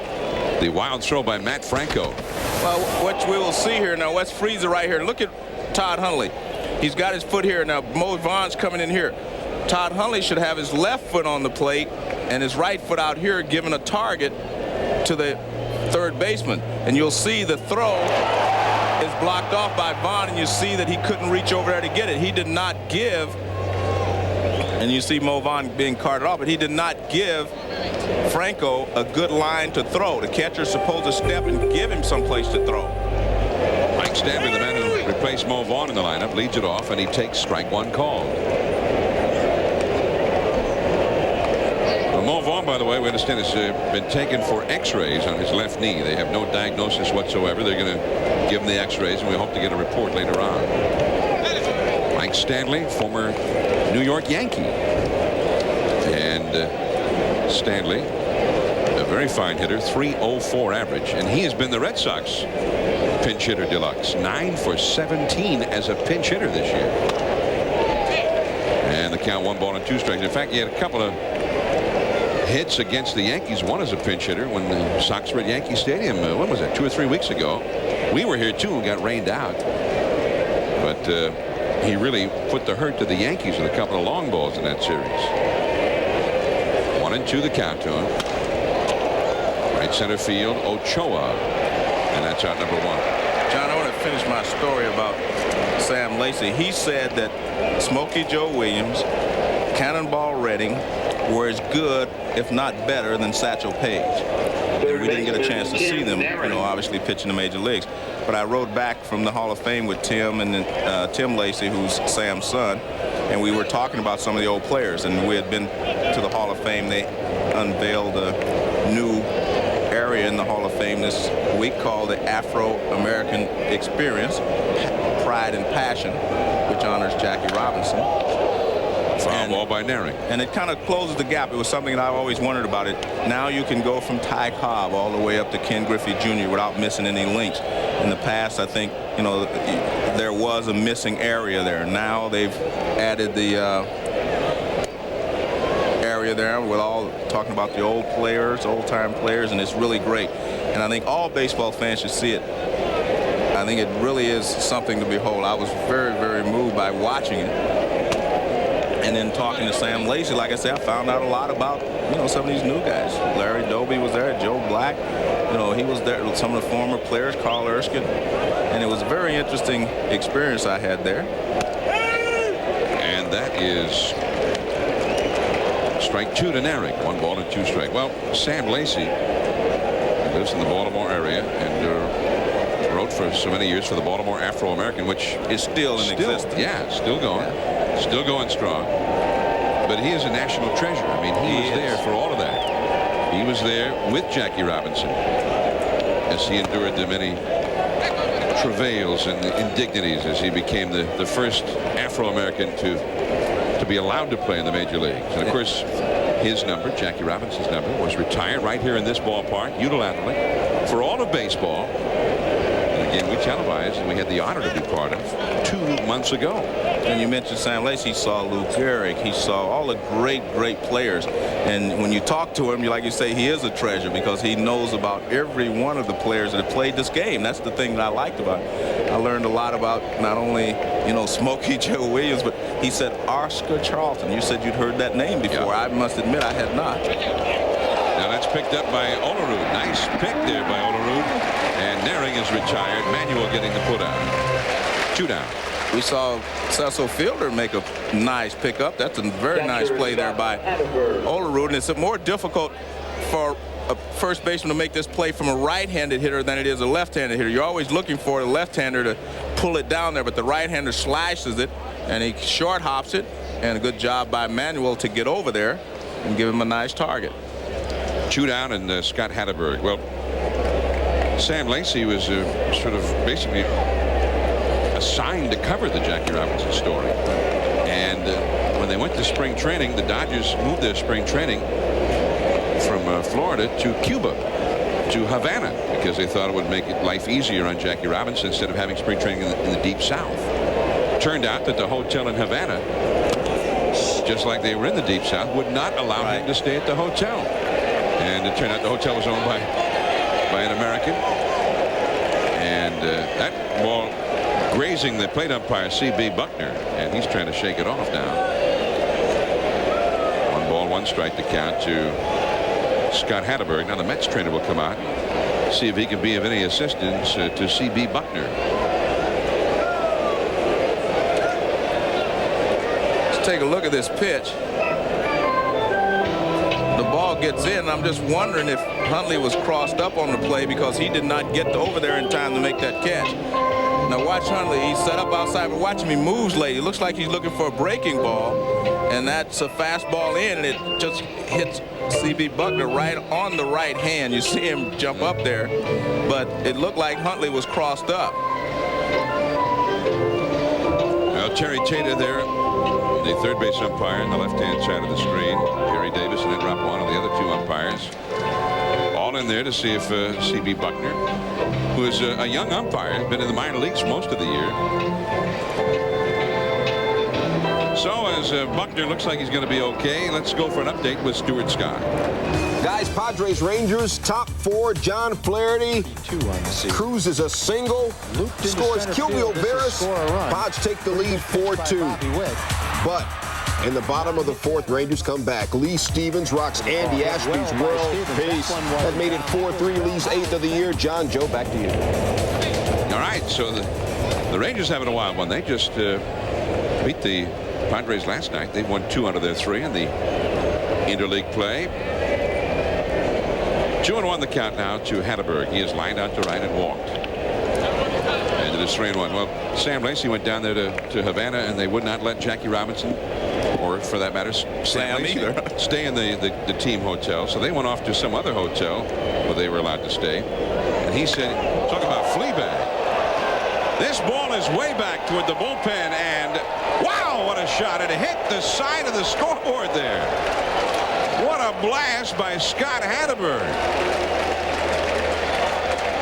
That's his 4th home run of the year in his 89th at bat, and it is 6-1 for the Red Sox. John, we were marveling the other day about where Vaughn hit his home run the other night off the scoreboard in right center, but this one hit the back of the scoreboard, which is farther away than the one was a fastball about belt high, and I mean, he turns on it, opens his hips, he gets everything out there, and look at that. I mean, that is what you call launching it. And watch where it hit. It hits off the blue backboard there, and it hits well up on the board. Now there's ball 1 to John Valentin, and that one flying in there up and in. That's the 6th home run allowed this year by Manuel in 23 1/3 innings. Scott Hatteberg, born in Yakima, Washington. You mentioned a home run by Vaughn. That was on Friday night. Let's go back, Joe. Yeah, I was excited when I saw this one, but I tell you what, Hatteberg, it says just as far. Watch where this one hits. Right off of the 3 there under run, so Hatteberg was a little higher and a little farther to the right. Moses more toward right center. Yeah. Both of them are exciting. Blasts. Yeah. And that's another donation to try and fight prostate cancer. They've had a lot of home runs in this series. I think, well, Friday night there were 7 home runs hit here. And the curveball swung on and missed. 1 ball and 2 strikes. Scott Hatteberg with that long home run was a 3rd pick for the Red Sox in the 1991 June draft. Kansas City had signed former Red Sox pitcher Mike Boddicker that year, and the Red Sox received a sandwich pick as compensation for that, and they used it to sign Hatteberg. That is a base hit for Valentin, his 2nd hit of the game. Left fielder Hatteberg also went to Washington State University in Pullman. He was a Cougar, and he helped them win 3 different championships there. He was the captain and the MVP in 1991. And Aaron Seeley, one of the Red Sox starting pitchers, was one of his teammates, and another guy by the name of John Olerud played with him there briefly. Olerud played there his final year in 1989. Olerud probably pitched to Hatteberg. Olerud did a lot of pitching then. Olerud was then signed by the Blue Jays after that 1989 season. Olerud, for a long time, I guess there was a debate in the Blue Jays farm system. I mean, he had such a sweet swing, they all wanted him to be a hitter, but he threw the ball so well. He was 15-0 as a sophomore in college. And Olerud himself, I think, enjoyed pitching so much. He used to talk to him about, hey, how about let me go down and pitch a little bit, show you what I can do. And of course now he's not even with the Blue Jays at all, one way or the other. 2-0 the count to Troy O'Leary. And they're hitting some shots here. That one is caught by Everett. The inning is over. Another run for the Red Sox. Boston leads it 6-1 as we go to the last of the 5th inning. Pitcher spot due up 2nd. We'll see a hitter probably. I'm Cal. From Jeff Nelson, Moises Alou, and Jim Eisenreich come around to score. Fish take the lead 4-3. John and Joe, back to you. All right, it looked like a pretty successful first start for Dwight Gooden, who had been on the disabled list. But that Yankee bullpen, they allowed John Wetland to leave. Mariano Rivera has done a great job as the closer after struggling the first couple of weeks of the season. Manuel, the hitter, he bounces it foul. But if they lose that game tonight, that will be the 10th time this year that they will have lost a game that they led after 7 innings. Let's take a look at this broken bat here by Luis Lopez. Man. Decapitated it. That is a broken bat, Joe. Well, I didn't see anybody running to check it, though. 1 ball and 2 strikes to Barry Manuel facing Vaughn Eshelman. And back out of play. Vaughn Eshelman out of the Baltimore Orioles farm system. Picked up with the Red Sox. And he had been very unimpressive. 20 innings pitched this year in the major leagues. 26 hits allowed. 11 walks, only 7 strikeouts. But look at him. I mean, he is on a roll.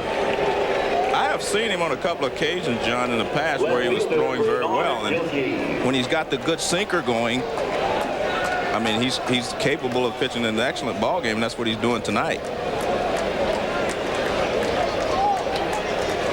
He also looks like he's got an excellent curveball. He's dropping it in there almost every time. He always has a good breaking ball, but if he doesn't have the sinker to complement it,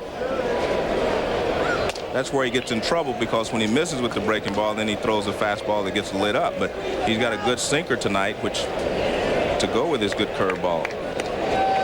Bernard Gilkey. Gilkey has had an infield single, and he has flied out to shallow right center. 10 in a row retired by Vaughn Eshelman. The Mets have not had a base runner against him since the 2nd inning when they scored their run. Hit hard, but right to O'Leary. 3 up and 3 down. 11 straight retired by Vaughn Eshelman. He is leading for the Red Sox 6-1.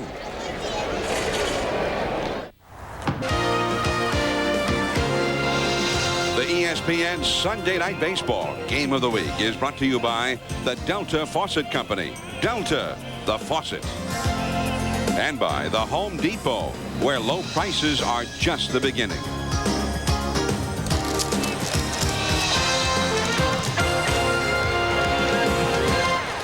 Shea Stadium, New York. It's our 8th season of ESPN Sunday Night Baseball. Happy Father's Day. And we're glad to have many families celebrating the day with Dad. And I'm glad sharing part of it with us. I'm glad you said that, because Joe and John wanted me to say hello to Happy Father's Day to their father, Herb Casper, who is recovering at home. So I got that in. And Celia Shasho wanted me to say hello, Happy Father's Day to her father, Maxie. They're getting ready to go to the Mets-Yankees game tomorrow. And we see a few dads with their offspring. They took Dad to the ballpark tonight. See some interleague play. Our 8th season and our 8th year together on Father's Day. As Shane Mack drives one foul deep down the left field line. But it's the first time in those 8 years that Sunday Night Baseball has looked at interleague play. You're right. 2 strikes to Shane Mack. John, I was asked, by some writers when I was playing if I would have liked interleague play. And my answer is yes. I think it's great for 2 reasons. One, you have 162 games a season. And when you break it up in the middle of the season, give something new and exciting to it. You give you a chance to go to the American League parks, play some American League teams. I would have enjoyed that, breaking up the 162 game schedule. So I think it's good to try, and we'll just have to see how it works to see if it's worth continuing. But if looking at all the results, meaning the attendance over the weekend and so forth, I would say that it has been a success. Well, I was in Texas for the very first interleague game this past Thursday night. The Giants played the Rangers. So far, you see the American League has had the early superiority over the National League in these head-to-heads. The National League pitchers have hit a little better. You would expect that. But the American League with 25 wins. The National League has won 18, which includes Baltimore, the team with the best record in the American League, sweeping 3 from Atlanta, the team with the best record in the National League, in Atlanta against the top 3 Braves pitchers, Maddox, Smoltz, and Tom Glavine. Pretty impressive weekend for the Orioles, who have been impressive all year long. Past Olerud, Baerga's throw, it's not in time. Nice play by Baerga, but the ball is just too deep for him to get anything on the throw. Threw that ball like a little look-in pass over the middle there, Joe. He kind of rolled out to his left, floated one over the middle, but it's too late. Here's Shane Mack. I mean, he runs well. This ball is chopped. Olerud tries to come up with a tough hop. See the throw, he can't get enough on it. You see Manuel is there. He did a good job of getting there. The ball didn't come up for Olerud, but cannot get anything on the throw, so he throws a little looper there, and you can see that Manuel is there, but Mack beats it out. I want to mention also, but we might the fact that in Atlanta now, only Greg Maddox got the losses. The other ones were extra inning losses, for the games that Smoltz started and Glavine started. But you expect those guys to go out and win. But also, Baltimore came in with its top 3. Yeah, Jimmy Key, Mike Messina, and Scott Erickson. Yeah. And those 3, they've been the hottest 3 in baseball this year. Key is 11-1, Messina is 8-1, and Erickson's 9-2. That's 28 wins and 4 losses for those 3 guys. And a lot of people, think that could be a preview of the World Series. It could easily be a preview of the World Series because both teams are leading their respective divisions and they're both favored to continue to do so. Eshelman bunts at it and misses. 1 ball, 1 strike. Well, the Orioles bullpen may well have been the actual difference. In other words, the starting pitchers on both sides, they pitch very evenly for the most part. As you said, Maddox, the only actual pitcher to get a loss. But the last 2 games are both extra inning games. Today, for instance, the Baltimore bullpen had 4 shutout innings, allowing just 1 hit, and they repeated that all through that series. That bullpen has been the best in the American League, and they were on display, and they were very strong for the most part over the weekend. Strike with a second. He gets the out there. Nice play with Lopez covering. Mack is forced out. Eshelman safe at first after the bunt. They're back. The 1997 X Games from San Diego. The excitement begins Friday at 7:30 Eastern. 8 days of pure pandemonium. Watch as over 400 of the world's best extreme athletes compete on bikes, blades, boards, and much, much more. Remember, there are no limits at the X Games. Hey, that's where Marty Aronoff is going. He's going to work the X Games now that the NBA is over. Yeah, Marty will be parachuting in very shortly. And of course, we're out here in Flushing, site of the 1964 World's Fair. And there's one of the remnants of that exposition. That was also the year that Shea Stadium opened. That was the year that the Giants and Mets played one of the most amazing second games of a doubleheader in baseball history on a Sunday afternoon. That's a ball. Manuel turned to throw to first. Olerud wasn't there, and he held the ball. Well, first of all, you have a pitcher at first base who's not even used to running the bases. Why would you want to throw over there anyway? That's why they had Olerud playing behind him. But I guess Manuel just forgot where he was, and that's a mental mistake.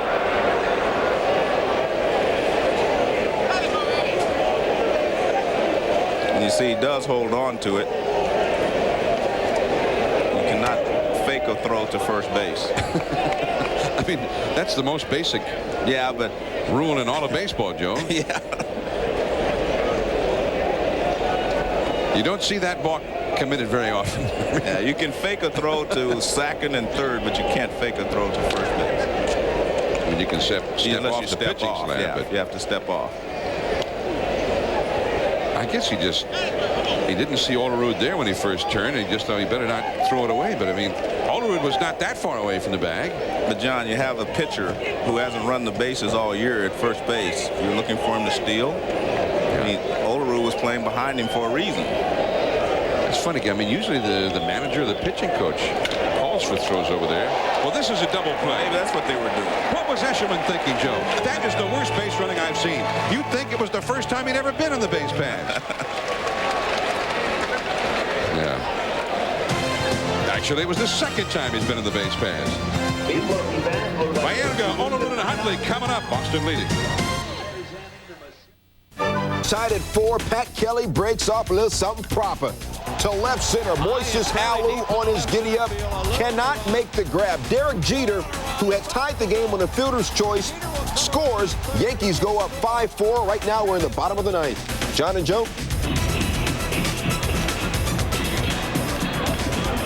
Leading off second baseman Carlos Baerga. All right, here we go. Somebody stole my microphone there for a second. Tim Naring made a couple of outstanding plays in this ball game. Nice pick of Baerga's little chopper. Now this is a really fine play. Off balance, nice throw. He's played very well at third base. He also made a great play on a ball where the runner actually beat out a bunt. That was Carl Everett. One down, Baerga, 0 for 2. Or nobody out. Baerga with a 1 ball and no strike count in the 6th inning. The Mets need some base runners here against Eshelman, who is just rolling. Well, Sunday Night Baseball came to town. Mo Vaughn always shines on Sunday Night Baseball. Mo's magic, I guess, rubbed off on his teammates tonight because the Red Sox look like they're a contender tonight. And Eshelman, who's just supposed to be a stopgap for them. I mean, he is truly on a roll. That curveball is too high to Baerga. 2-1 the count. And the Red Sox, the best thing, or the most notable thing about their pitching this year has been all of the injuries. Pitching has not done very well. Baerga, that's hanging up though, and is caught by Darren Bragg. Let's take a look at some swings. We were talking about John Olerud, who's coming to bat, and Mo Vaughn. Let's take a look at Olerud's swing. I want to show you, this is the path of the ball, the white line. I'm going to show you how level he keeps the bat. I mean, look how long the bat stays on the ball. And if he hits that bat anywhere in that swing, he can hit a line drive. And that's why he hits for a high average when he does hit line drives. I mean, he keeps the bat level through the zone a lot longer than most hitters do. Vaughn Eshelman delivers a strike. Eshelman has retired Olerud twice today, although Garcia-Parra made a nice play to get him back in the 1st inning. Boston, they've been strong defensively, offensively, and Eshelman's just been outstanding on the hill. 1 ball, 1 strike. He's got a 3-hitter going and no hits since the 2nd inning. No base runners since then. 12 in a row retired by Eshelman. John Olerud hitting .318 for his new ball club, and he's got 11 home runs, hitting for some power, driving in runs. Ooh, that was close. Good fastball. Olerud leads the Mets in RBIs with 46 RBIs, and as you can see there, it's almost perfect, isn't it? He hits a lot of line drives to all fields.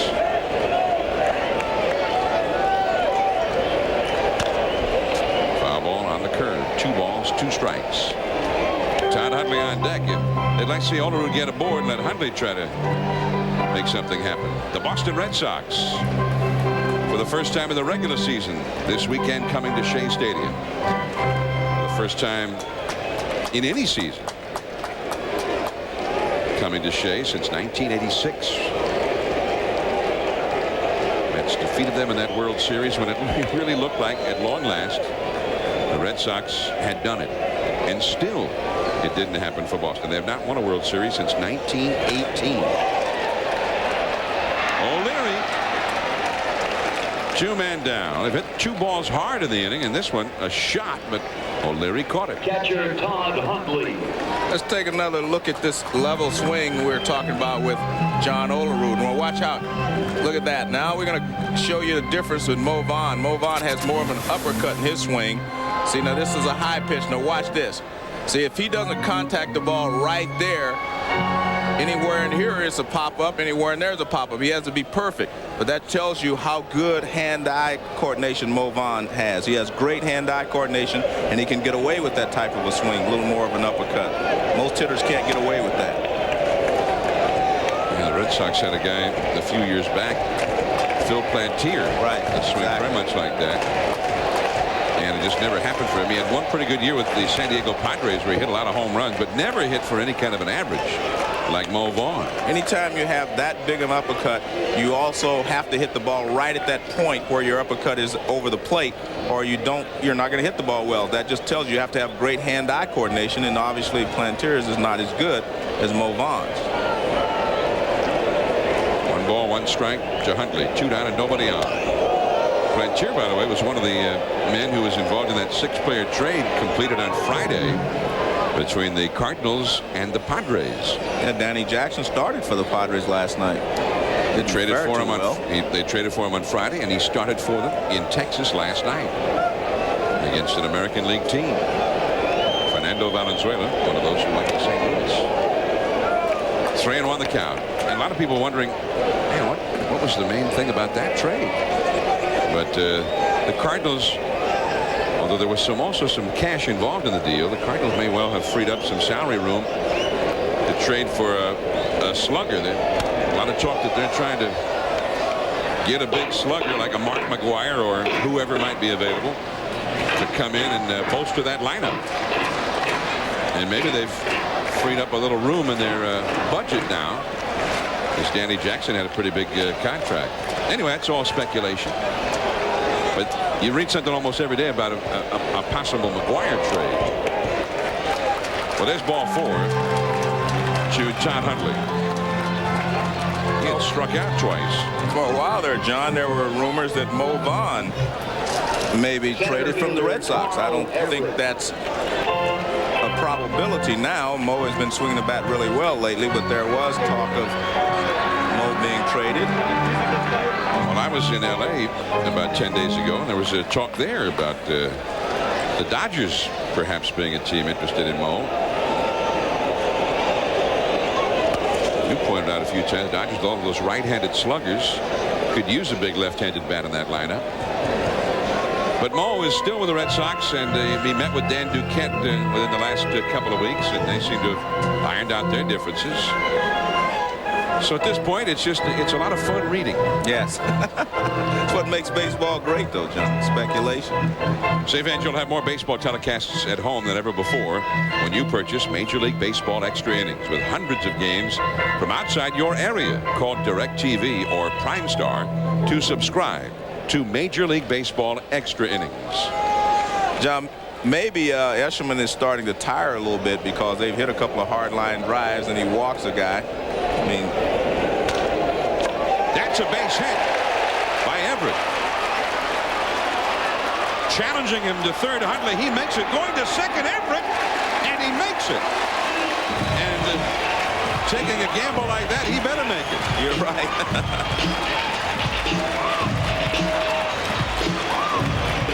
O'Leary threw out Everett at a home plate here yesterday. Well, this ball over the head of Tim Naring, and good hustle by Huntley to get around the third. That opens up second base for him. You could see the hits there in the outfield. That's why he was able to make it.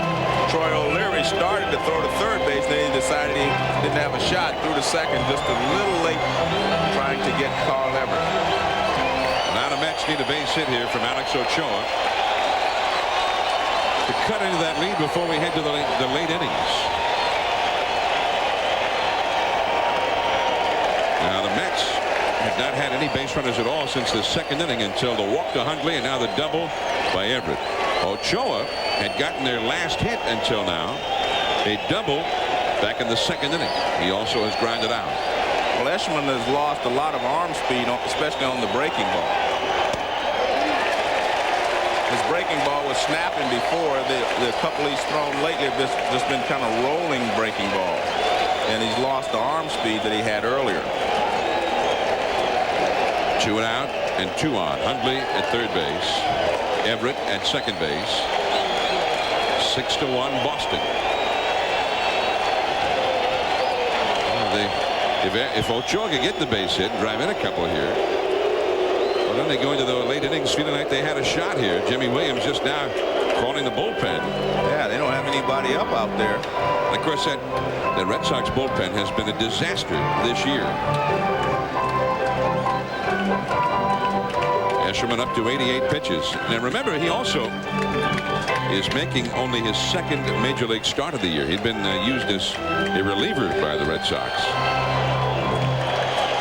Bullpen activity in each bullpen going. There is Brandenburg up in the Boston bullpen. Mark Brandenburg. 2-0 to Ochoa. 2-1. Looks to me on our radar gun, Joe, that he's lost 3, 4, maybe 5 miles an hour off his fastball from what we were getting earlier. Well, you're right. I was watching his arm. I could just see that his arm speed is slowed down. So the curveball, that is a strike. 2-2 the count. But even on that curveball, again, his arm speed is slowed down. That's not the sharp breaking curveball that we saw earlier. And, you know, quite naturally, like you said, he's been in the bullpen, so he has a right to be tiring a little bit here in the late innings. Hundley bluffing down the line from third, trying to distract Eshelman.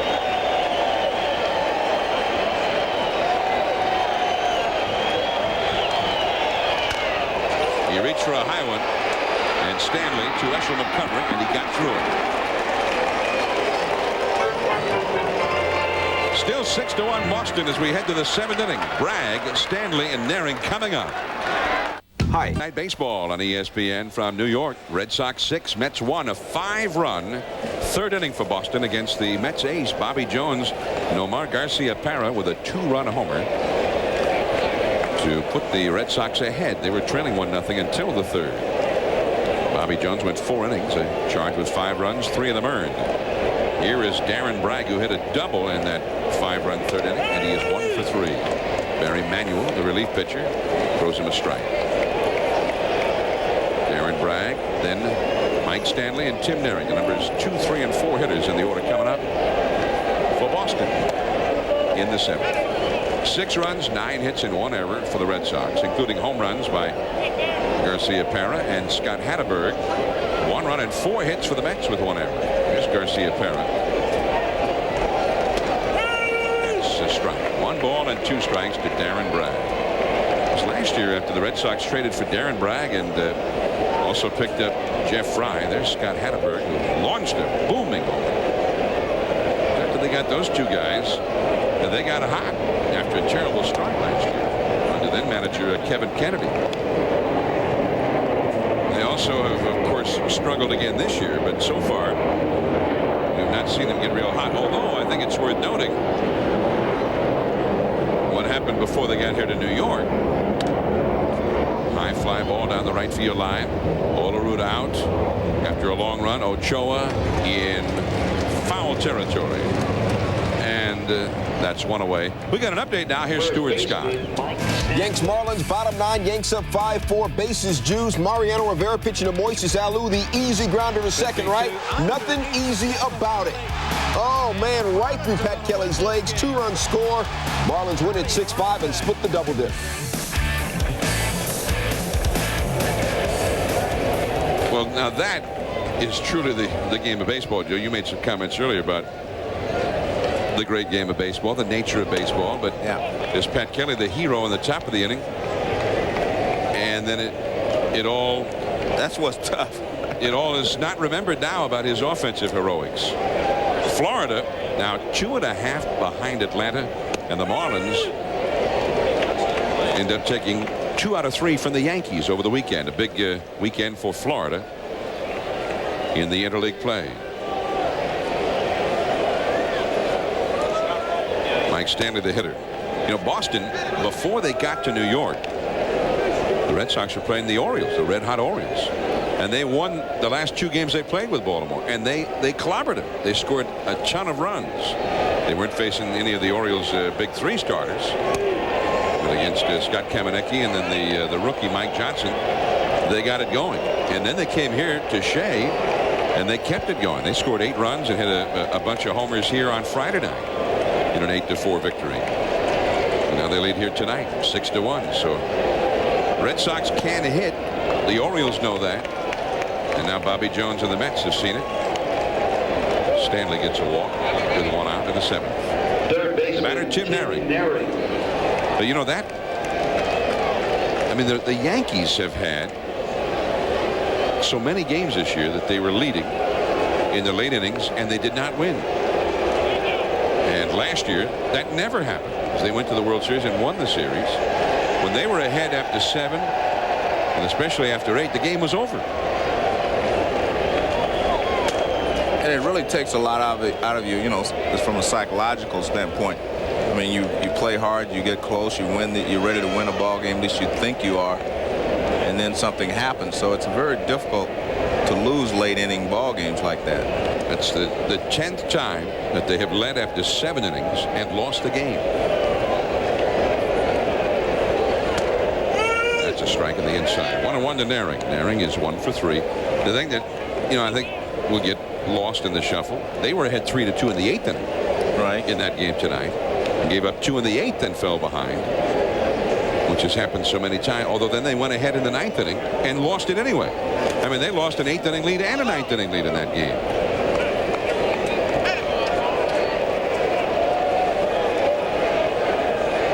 And I think if I have my schedule correct, the Marlins will get the next look at the Baltimore Orioles in the interleague schedule. Well, it's about time for Brown to pitch again too, Kevin, isn't it? His last start, he pitched a no-hitter. Yeah, and he hasn't pitched since. Last, I think it was Tuesday in San Francisco. Past Olerud into right field, a base hit for Naring. Stanley will stop at second. Ochoa's got one of the great arms you'll ever see. Catcher Scott. Now Scott Hatteberg. And the last time he was up there, he launched one. We have a mic on Dave Joust. Listen to him commenting just before this pitch came into Hatteberg. It was back in the 5th inning. Let loose. There it is. Yes. Yes. Way of swinging, Scotty. Good job. Well, he was urging him just before the pitch to let loose. And he let loose. Yeah. Good advice. He definitely didn't hold back. Hatteberg is lined to right. He has walked, and now he also has that home run. And that's a strike. Let's see. Actually, now Peter Pasquarelli informs me that Florida is at Detroit next. So I guess they play Baltimore later on in the schedule. Detroit got swept this weekend up in Montreal. They have faced the hottest of the National League teams. And Pedro Martinez pitched a 1-0 jam. Struck out 14. Yeah, against Justin Thompson, the young ace of the Tigers. What a matchup that was. 2 great young pitchers. Pedro Martinez much better known than Justin Thompson. Look out. Hatteberg hits the deck. He hit that home run against Barry Manuel. And every once in a while, I think a pitcher just wants to remind the hitter that he's still out there, you know. I don't think he wants to hit him, just let him know that I'm still here.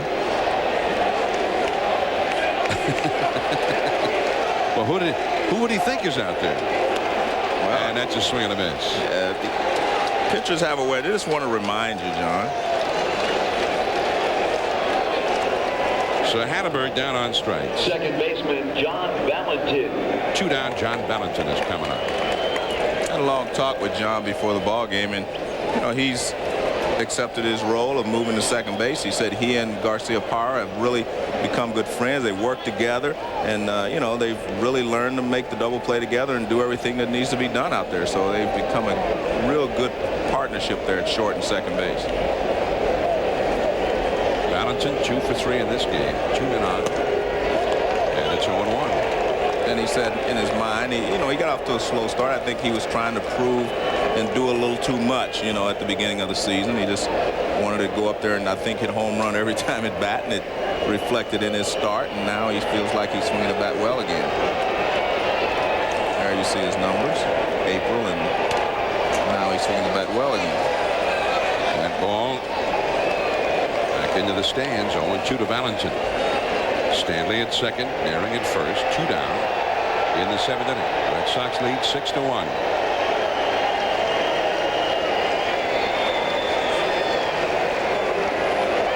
Montreal sweeping the Tigers this week, and the Expos have won 9 in a row. They got a hot before the American League arrived in Canada. Up and in, 1-2 to Valentin. Well, you know, that pitching staff they have is, you know, those starters can all do a great job. Still like to see Carlos Perez pitch. Well, he's 7-4. He's coming back after his injury very strongly. That is in the right field, a base hit. Now Ochoa has a great arm.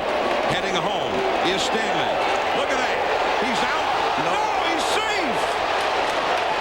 I was about to say he was out by 40 feet, but before he got out, Hundley lost the ball. It is 7-1 Boston. Never has a runner been out by more than that at the plate, and he wasn't out as it turned out. Well, you're right about one thing. Ochoa came up and he just threw it on a string, and it was low enough to be cut off. That was the great thing to watch. I mean, it's not a high throw, base hit to right field. You can see he comes up, and I mean, he just fires it. Look at that. See, Olerud could have cut it.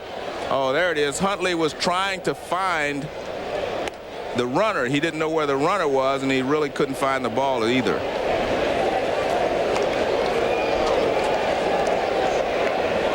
So it is 7-1, and they are walking Troy O'Leary intentionally to load the bases. This paid off back in that 5-run third inning. Shane Mack came up and hit into a double play. John, I think, you know, with O'Leary up here, we should mention one of the reasons that the outfield is different is because Will Cordero, one of the Red Sox best hitters, is not playing, and it has been given to us that it's, you know, they decided in the best interest of both parties that they would not play Cordero here this weekend, and then they look at it again when they got back home. Well, he allegedly beat his wife. He pleaded not guilty to the charges, and then he had come with the Red Sox here to New York over the weekend, but stayed in the hotel. And Jimmy Williams, the manager, just said, well, that's in the best interest of Cordero and the ball club at this point. Today, he just went back to Boston. And they'll determine when they get back home what his future status will be. Naring at third, Valentin at second, O'Leary at first. 2 down, a run is in. Shane Mack, the hitter. That is a fair ball. Its last bounce is on the foul side of the line, but it passed over the bag. The Red Sox are rounding the bases. Naring has scored, so has Valentin. O'Leary stops at third, and Shane Mack with a 2-run double. And the Red Sox have busted it wide open now. 9-1 Boston.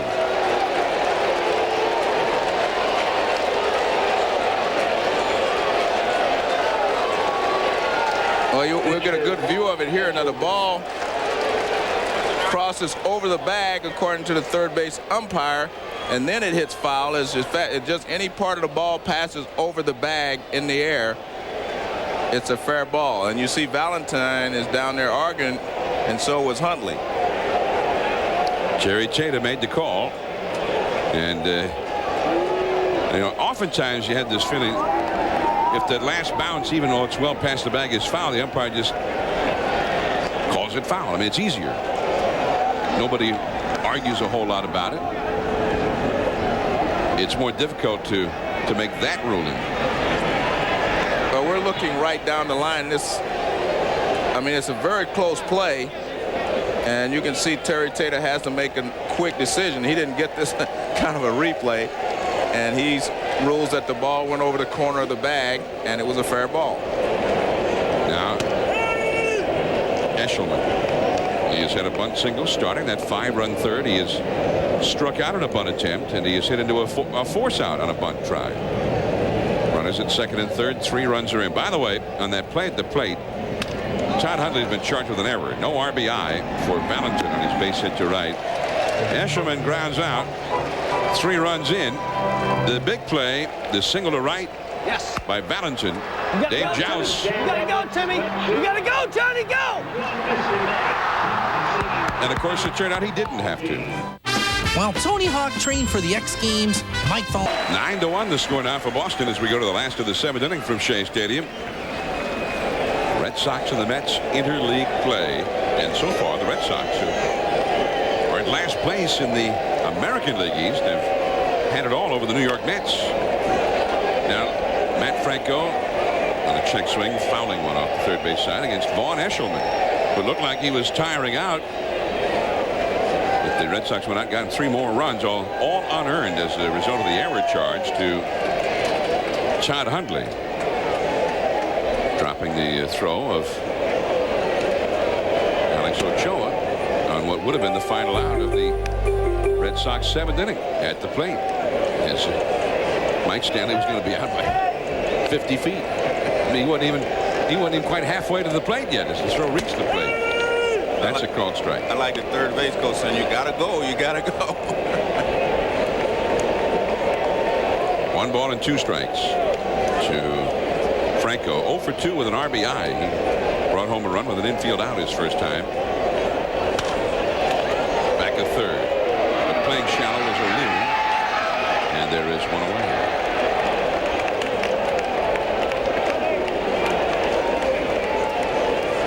Shortstop Louis Lopez.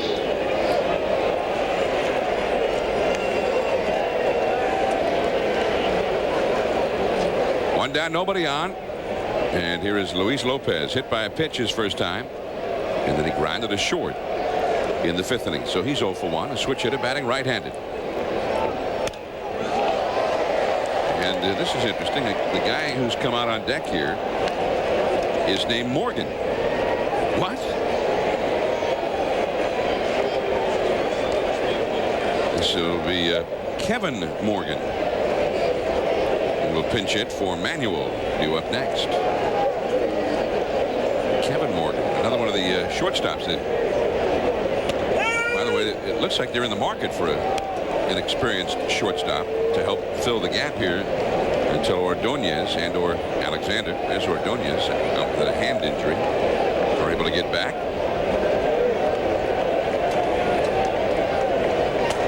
And that's very high. So they called up Morgan out of their minor league system to just give them a little backup right now.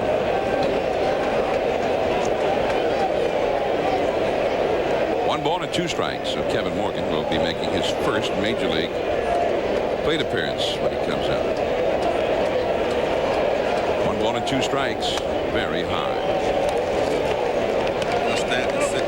This is your first major league bat and you're standing there on deck circle. I guarantee you right now he just doesn't know where he is.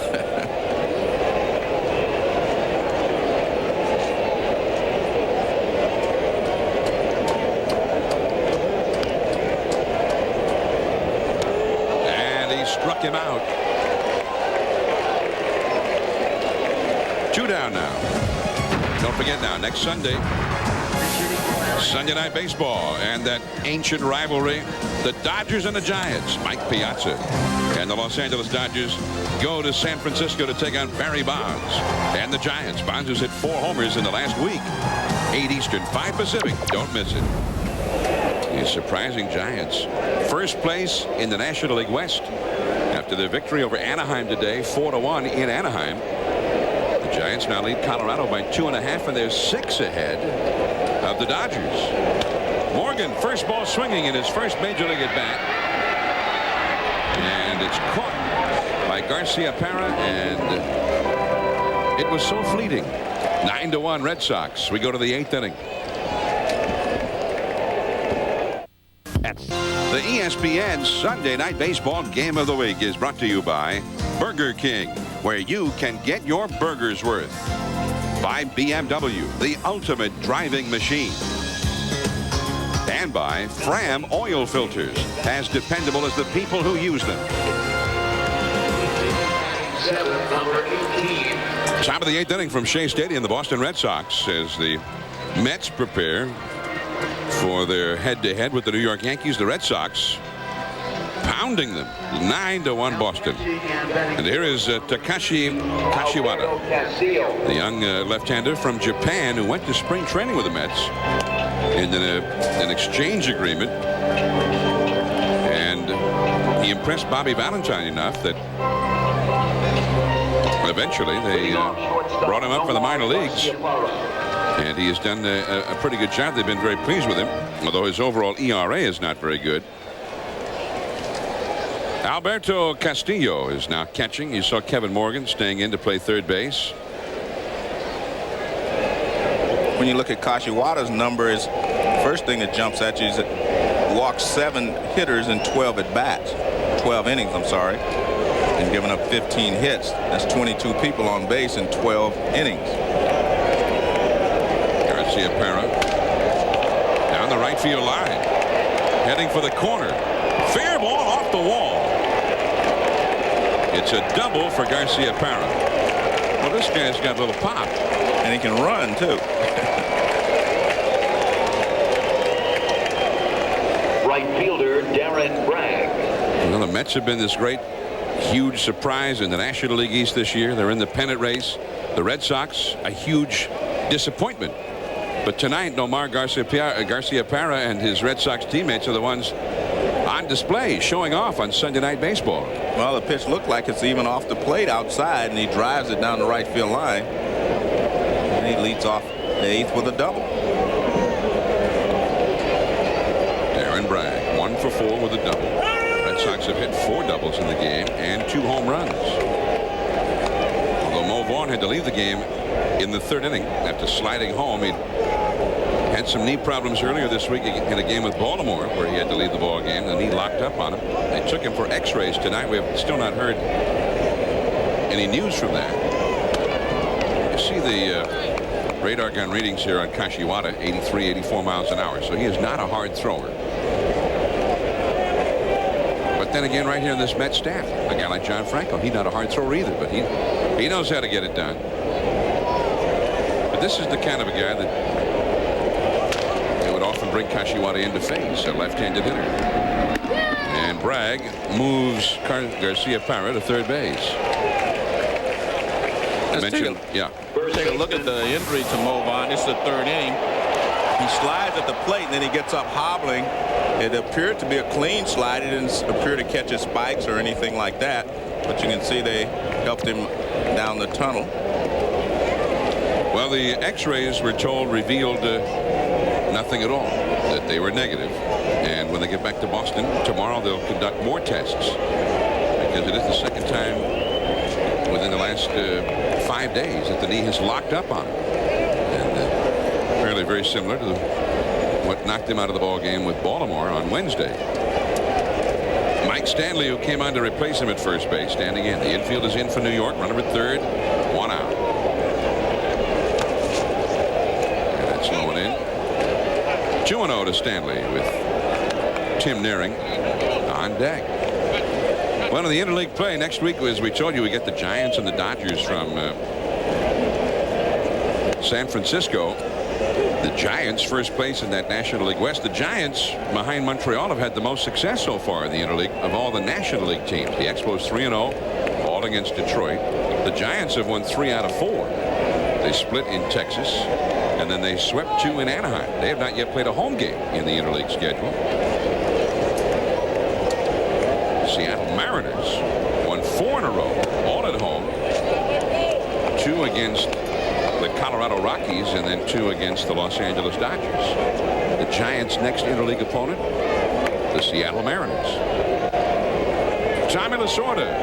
We'll probably see him when we go to Los Angeles next Sunday, but we won't see him in the dugout during the game. And Tommy says he misses it, but he's kept himself busy, and he's here tonight as part of the Cap Cure, trying to find a cure for prostate cancer campaign. Wednesday Night Baseball, a doubleheader. Greg Maddux and the Braves. Joe Carter and the Blue Jays from the Sky Dome. Of course, the Blue Jays beat the Braves for their first World Series title, 1992. Then Jim Edmonds, who made one of the most incredible catches you'll ever see just the other day, facing Mike Piazza. It's the battle of the Los Angeles area. The Angels and Dodgers, 10:30 Eastern. Stanley having walked at first base, Naring the hitter. Runners at 1st and 3rd, 1 out. And that's ball 1. Naring is 2 for 4. He's had a double and a single and has scored 2 runs. 9-1. Boston is leading. This Mets ball club, of course, has had such strong starting pitching. But They've been roughed up 2 out of the 3 ball games in this series by the Red Sox. Rick Reed got knocked around Friday night. Mark Clark pitched beautifully, though, yesterday. In fact, he had a no-hitter into the 8th inning for the Mets and also hit a home run. Kashiwada with Garcia Parra at third base and Stanley at first base. And a pop foul. Well, we told you Jim Edmonds made a great catch the other night. Here's a look at it. Watch this play. There's a fly ball center field. Long run for Jim Edmonds. In Kansas City. Wow. And that came in the 8th inning and probably saved the game for the Angels. Now, people were wondering, Joe, if that was maybe the greatest catch of all time. And a lot of people refer to the Willie Mays catch in the '54 World Series when talking about the greatest of catches. And some people in Southern California felt that that one was better than the one Mays made in the '54 series. Let's go back. Vic Wirtz was the hitter, the 8th inning of the first game of the series. No, I still have to give the nod to Willie. He had to go a little farther to make the catch. And the farther you run with the ball over the back of your shoulder, the tougher it is. But that was a great catch the other day by Edmonds. All right, so you're not taking anything away from Edmonds? No, I think the one Mays made, he had to run farther. I think that's the key. Well, they both were probably game savers. Down the right field line, Ochoa makes the catch. Tagging at third is Garcia Parra, and he will score to put Boston into double figures. It is now 10-1 for the Red Sox. Catcher Scott Hatteberg. So 2 down, 10-1, and Scott Hatteberg coming up. Hatteberg has had a homer and a walk. He's 1 for 3. That Willie Mays catch, first game of the World Series. Cleveland, as Kerry Lacy warms up for Boston. Cleveland had the best record in the history of the American League that year. 111 wins, 43 losses. Heavily favored to win the series. They were 2 men on with 1 man out. Larry Doby at second base. When Mays caught that off the bat of Vic Wirtz, they estimated he caught it 460 feet from home plate. But it was 483 to the deepest part of center field of the Polo Grounds, which was built like a football stadium. You know, it was an oblong shape. Now, he then wheeled around, as we saw in that play, and fired it back to the infield immediately. Larry Doby tagged up. Larry Doby thought he was going to catch it. He tagged up and only could get to third base. Mays got it back so quickly to the infield. The runner at first base had to go back to first. Cleveland never scored. The Giants won it in the 10th inning on a home run by Dusty Rhodes. And here it is now, 460 feet away from home plate. Now, just to the left of that, you see that's where the 483 marker was, deeper in.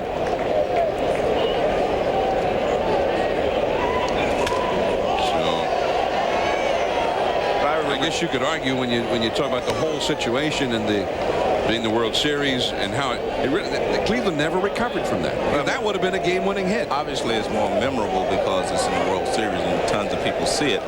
But in talking to Willie Mays over the years, he tells me that's not the greatest catch he ever made. He said he's made better catches. Hatteberg, shallow center, Everett. Is the inning. So Boston gets 1 more against Kashiwada. 10-1 Red Sox as we go to the 8th inning. Top of the order coming for New York. Who is that masked man? We're not sure we want to know. I wonder if he knows. It's 10-1 for the Red Sox. We go to the last of the 8th inning. It's driving some Mets fans obviously crazy. Tomorrow at 7:30 Eastern, 4:30 Pacific, Firestone hosts an up-close primetime special previewing the upcoming Tyson Holyfield heavyweight fight. Will be joined by guests Evander Holyfield and George Foreman. That's an up-close special tomorrow at 7:30 Eastern on ESPN. Firestone? I like Patrick Waugh. I did so many of those hockey promos for Patrick Waugh. Now I'm stuck on it. Roy Firestone, one of our favorites. You know, he's in movies all the time now. Yeah. He was in Jerry Maguire. And he won. I think he's going to win an Academy Award for it. Bernard Gilkey against the new Boston pitcher, Kerry Lacy. Maybe the Red Sox closer of the future. And it may be, that future may be much sooner than later, because the veteran closer, Slocum, has been terrible. This guy's a big guy, 6 feet 2 inches tall, 215 pounds. I mean, looks bigger than that. Yeah, I was going to say, John, that's not big in this day and age. Well, he looks big, though, doesn't he? Base hit for Gilkey.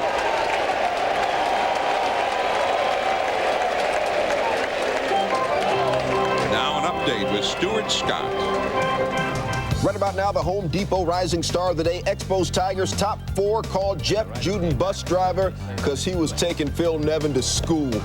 Juden had 8 Ks. Then in the 9th, trying to close things out again, facing Nevin.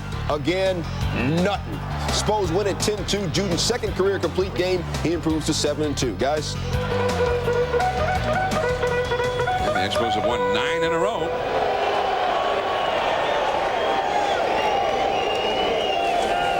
Carlos Baerga, the hitter, 0 for 3, batting left-handed with Gilkey at first. Lacy misses for ball 1. Lacy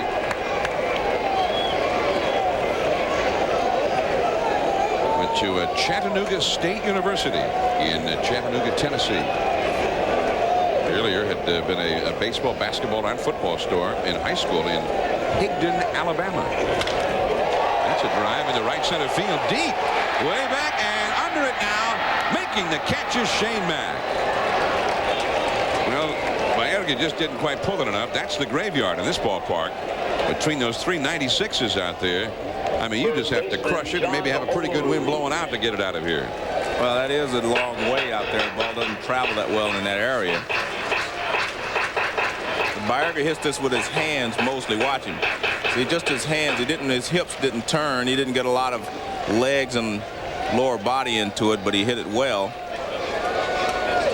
And Baerga used to hit 25 homers or so with Cleveland. Has not hit home runs here for the Mets. He's only got 2 in 206 at bats. That's a foul ball hit by Olerud. Olerud is 0 for 3. Well, it's been a terrible night all the way around for the Mets. Their ace pitcher, Bobby Jones, gets clobbered by the Red Sox.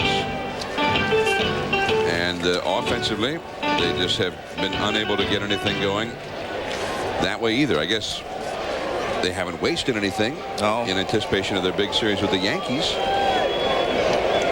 But the Yankees will be going in off of a loss, and it looks like the Mets will as well, unless they can rally here in the 8th and 9th inning. And the Yankees had some late nights down there in Florida. Going to second of the play, Bernard Gilkey, uncontested.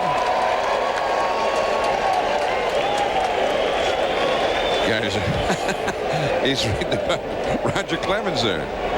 And interleague play. He's reading the Philadelphia Inquirer here at Shea Stadium. Jason Stark, the fine baseball columnist, writes a great Sunday baseball column. No steal for Gilkey, as there was no attempt to keep him from it. 1 ball, 1 strike to Olerud. Fastball misses, and it is 2-1. Tomorrow night over at Yankee Stadium, Dave Milicki will go against Andy Pettit. So the Mets will get the Yankees ace left-hander right away. Tuesday, Armando Reynoso, who's gone 5-0 for New York, against David Wells, who can come back after only 2 days rest since he got ejected from the game after 1 inning on Saturday night. And of course, even that was before the whole thing got rained out. Here's Armando Reynoso, the former Colorado Rocky. And then Wednesday afternoon, Rick Reed versus David Cone. See Reynoso's numbers. He's been great for the Mets. He, Mark Clark, Bobby Jones have done a great job. Reed has done a great job. The starting pitching has been a primary strength for them. Oh, they had to jump out of the way of that one, 3-2. Even though they don't have those 3 young pitchers that they were counting on, and they've been most of the season without that veteran, Pete Harnisch. They're hoping he's going to be able to get back soon. He threw batting practice for the 2nd time just the other day. Jones 11-2. Reynoso. Mark Clark has pitched well. Strike 3 called on the outside. Olerud, I don't think, cared for that call much. Catcher out. Mark Clark has been excellent. He had a great year for them last year after being acquired from Cleveland. And Rick Reed, who came out of nowhere, a former replacement player. And then Dave Malicki said the least success of the 5. They were hoping that Paul Wilson and Bill Pulsifer and Jason Isringhausen would be the anchors of that rotation by now and for years to come. And you mentioned, I mean, we talked about the injuries they've had to their infielders and their regular players, but I mean, the loss of Harnish is a big loss too, because I mean, he's a bulldog on the mound, and he's the kind of guy that keeps the team going, and they can kind of rally around him, and he's been gone for quite a spell. I mean, he was their opening day starter. And that's a strike to Alberto Castillo. Pete Harnish, the veteran, a native of this area, went to Fordham University, and he had a bout with something that has afflicted many Americans over the years, depression.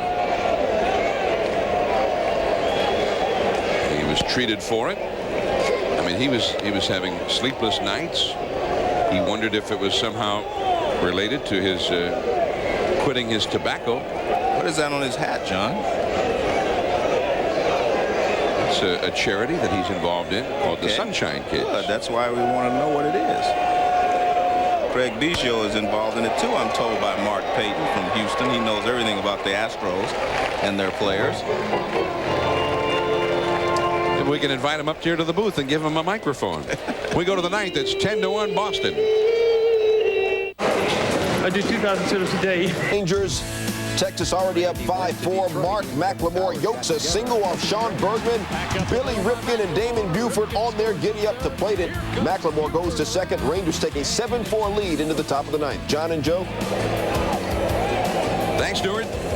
Thank you, Stuart. And the Texas Ball Club under Johnny Oates. They won the American League West last year. They've been struggling. Had some injury problems and whatnot. But Juan Gonzalez this weekend finally played the outfield for the first time.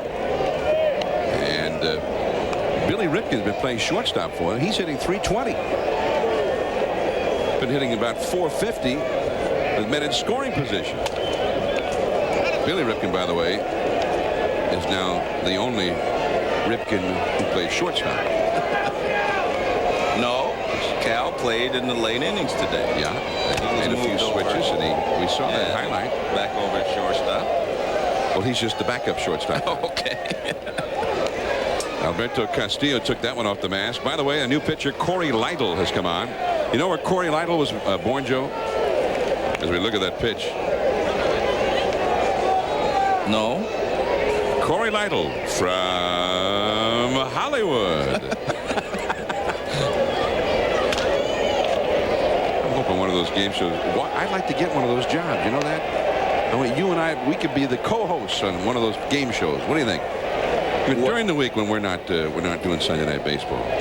No, when I'm not doing Sunday Night Baseball, I'm hanging out.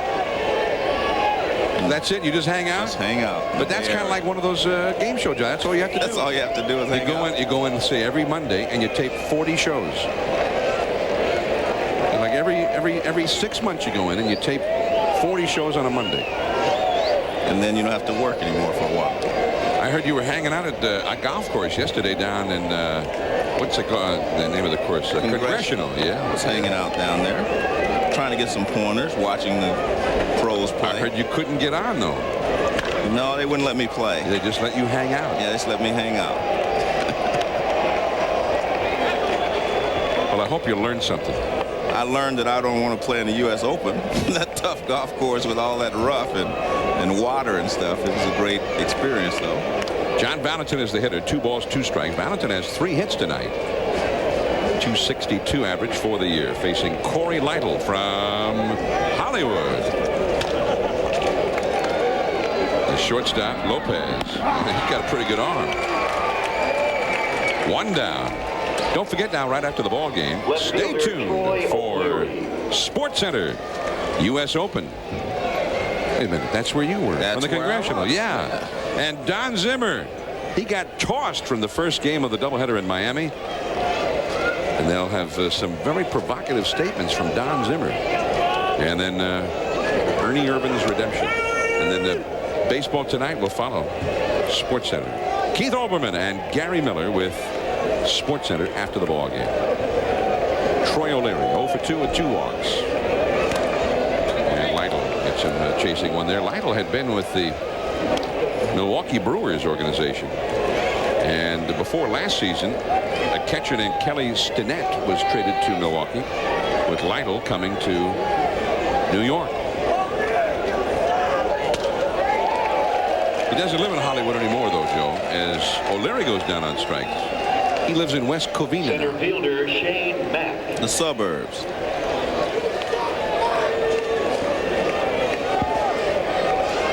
Jude Auer in the 9th inning.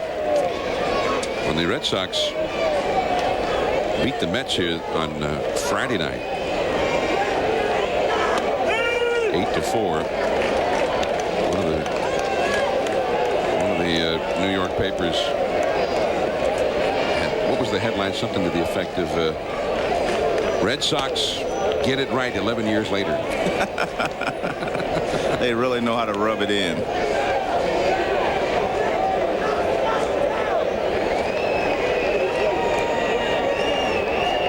To score. Nice pickup at third by the rookie Kevin Morgan, and he throws out Shane Mack. Last of the 9th coming up. Everett and then Ochoa. 10-1 Boston. Washington, Atlanta, Miami, Utah. It's the playoffs. You better eat your Wheaties. My father, both my brothers, my kids will probably have thinning hair. Losing my hair was probably one of the most traumatic experiences in my life. But the great thing about Rogaine is you can interrupt nature. You can stop it. And Rogaine is proven to work. It goes right to the root to grow hair. About 4 months later, my wife walked by and she just was, hey, wait a second, you're growing hair. And since then, I've stayed with Rogaine, and my hair's really filled in. Check this out. It's great. I'm a user for life. In a lot of ways, this is a new TWA. On time, reliable, and great service. We have a new commitment. We're really hustling out there. It's going to be an on-time airline if I have anything to do about it. We've been posting better performance every month. 30 brand new state-of-the-art aircraft. It's becoming a younger fleet with a lot of very experienced people. We're going to take good care of you. This is our airline. We want it to be your airline. We got to earn our customers every day. We try to do that on every flight. TWA, Trans World Airlines. We want to be your airline.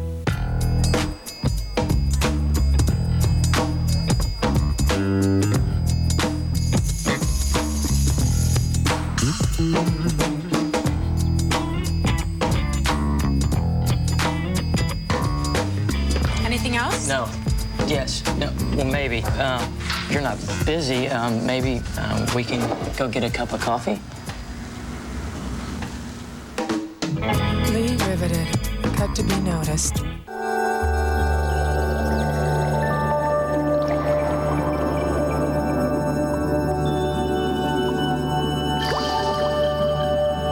Toro. Taste says it all. It's the 9th inning. Red Sox 10, the Mets 1. Sunday night baseball from Shea. And Joe Hudson on to pitch now for the Red Sox. Hudson just recently called up from the minor leagues. Rudy Pemberton, an outfielder, was given his release to make room for Hudson. They needed an extra pitcher. Carl Everett will lead it off for the Mets. He's had a bunt single, and he's also hit a double. Otherwise, the Mets bats have been very quiet. Only 5 hits for New York tonight. Vaughn Eshelman, the lefty, just filling in as a starter, coming up beautifully. And Bobby Jones, the 11-game winner, knocked out after 4 innings. In New York, Everett has scored the Mets' only run. 23,557 the paid crowd. The attendance went down steadily here over the weekend. Friday night they seemed to have a lot of anticipation for the Red Sox versus Mets. 44,000 here for that one. And then 35 something yesterday, and now 23 tonight. Of course, this being a night game on a Sunday, that also could have kept the crowd down some. Well, the 44,000 that was here, maybe some of them couldn't get tickets in 1986. So they just decided they'd come today. Well, not many of the Friday, not many of the 23 who were here are here now, as you can see. Yeah, it was tough. It was a tough ticket in 86. Yeah, it was a tough ticket in 86. You're right. They were sold out every night of the series. Up the first base line. It's a fair right to the bag. That's a little ground ball up the first base side. Where have I seen one hit like that before, Joe? Well, there was Mookie Wilson. He can tell you where it was. Yeah. 1986, the World Series. Mookie Wilson was there. Nothing would do me more good to sit here and tell you that I had all the confidence in the world that we were going to win that ball game. But that would be a lie. For the first time in the 86 season, we were doubting ourselves. Then we got one hit, and then another hit, and all of a sudden, we reminded ourselves, hey, we're the New York Mets, and this is what we've done all year. And all of a sudden, we were refreshed, and we began to believe that we could actually win it after the first two guys got on.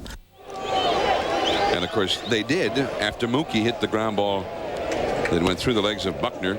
You know, Mookie also pointed out, as Alex Ochoa stands in with a 1-1 count, that he was going to beat out the play to first base, even if Buckner had picked the ball up, because he said Bob Stanley had not broken quickly enough to cover at first base.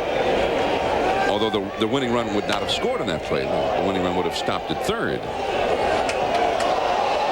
Well, that's interesting, except we don't know what would have happened anyway, but we do know what did happen. Well, what did happen was there were 2 down. They were trailing, what was it, 5-2, and they scored 4 runs and won the ball game. Bob Stanley threw a wild pitch, and just everything fell apart. And of course, as Red Sox fans are. Well, let's take a look, Joe. What do you think? Mookie says he would have beaten this one anyway. Well, watch the pitcher and see if he gets off the mound quick enough. Now, right there, it looks like Mookie is going to beat him, but Buckner may have been able to pick it up and beat Mookie to the bag. We are not sure. And Ray Knight comes in with the winning run. That's out number 2 as Valentin throws out Ochoa. 2 down here.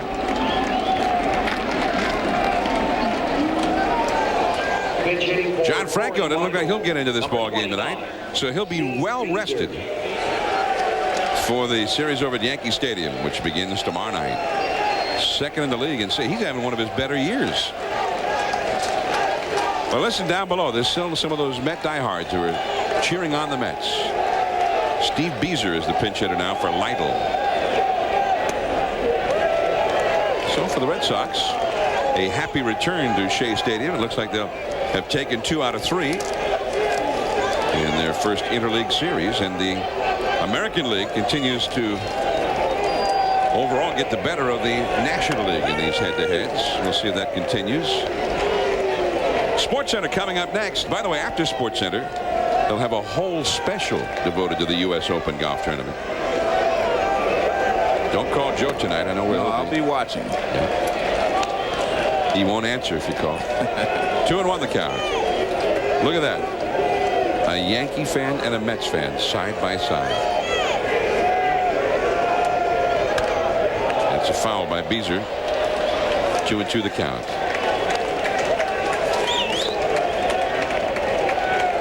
So sort of the calm before the storm there. And I would guess a lot of Mets fans have bought tickets to go to Yankee Stadium the next 3 days. If they could get them. Tickets were very hard to come by.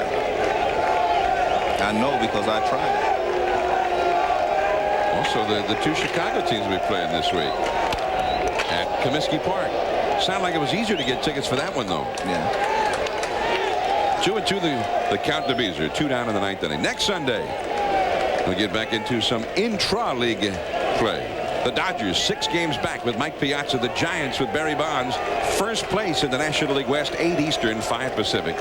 Sunday night baseball from San Francisco. Get a look at Dusty Baker's ball club. Find out why they've done so well. Tickets are available. Broken bat. And another play made by Stanley. Where was he in 86? Final score, Boston 10, the Mets 1. The Red Sox come in here and sort of play the role of spoiler. The last place Red Sox upending the Mets 2 out of 3. So that does it. 10-1 the final. Eshelman the winner over Bobby Jones. SportsCenter coming up next. Stay tuned for that. John Miller for Joe Morgan from Shea Stadium, New York. Happy Father's Day, everyone. This has been a presentation of ESPN, the worldwide leader in sports.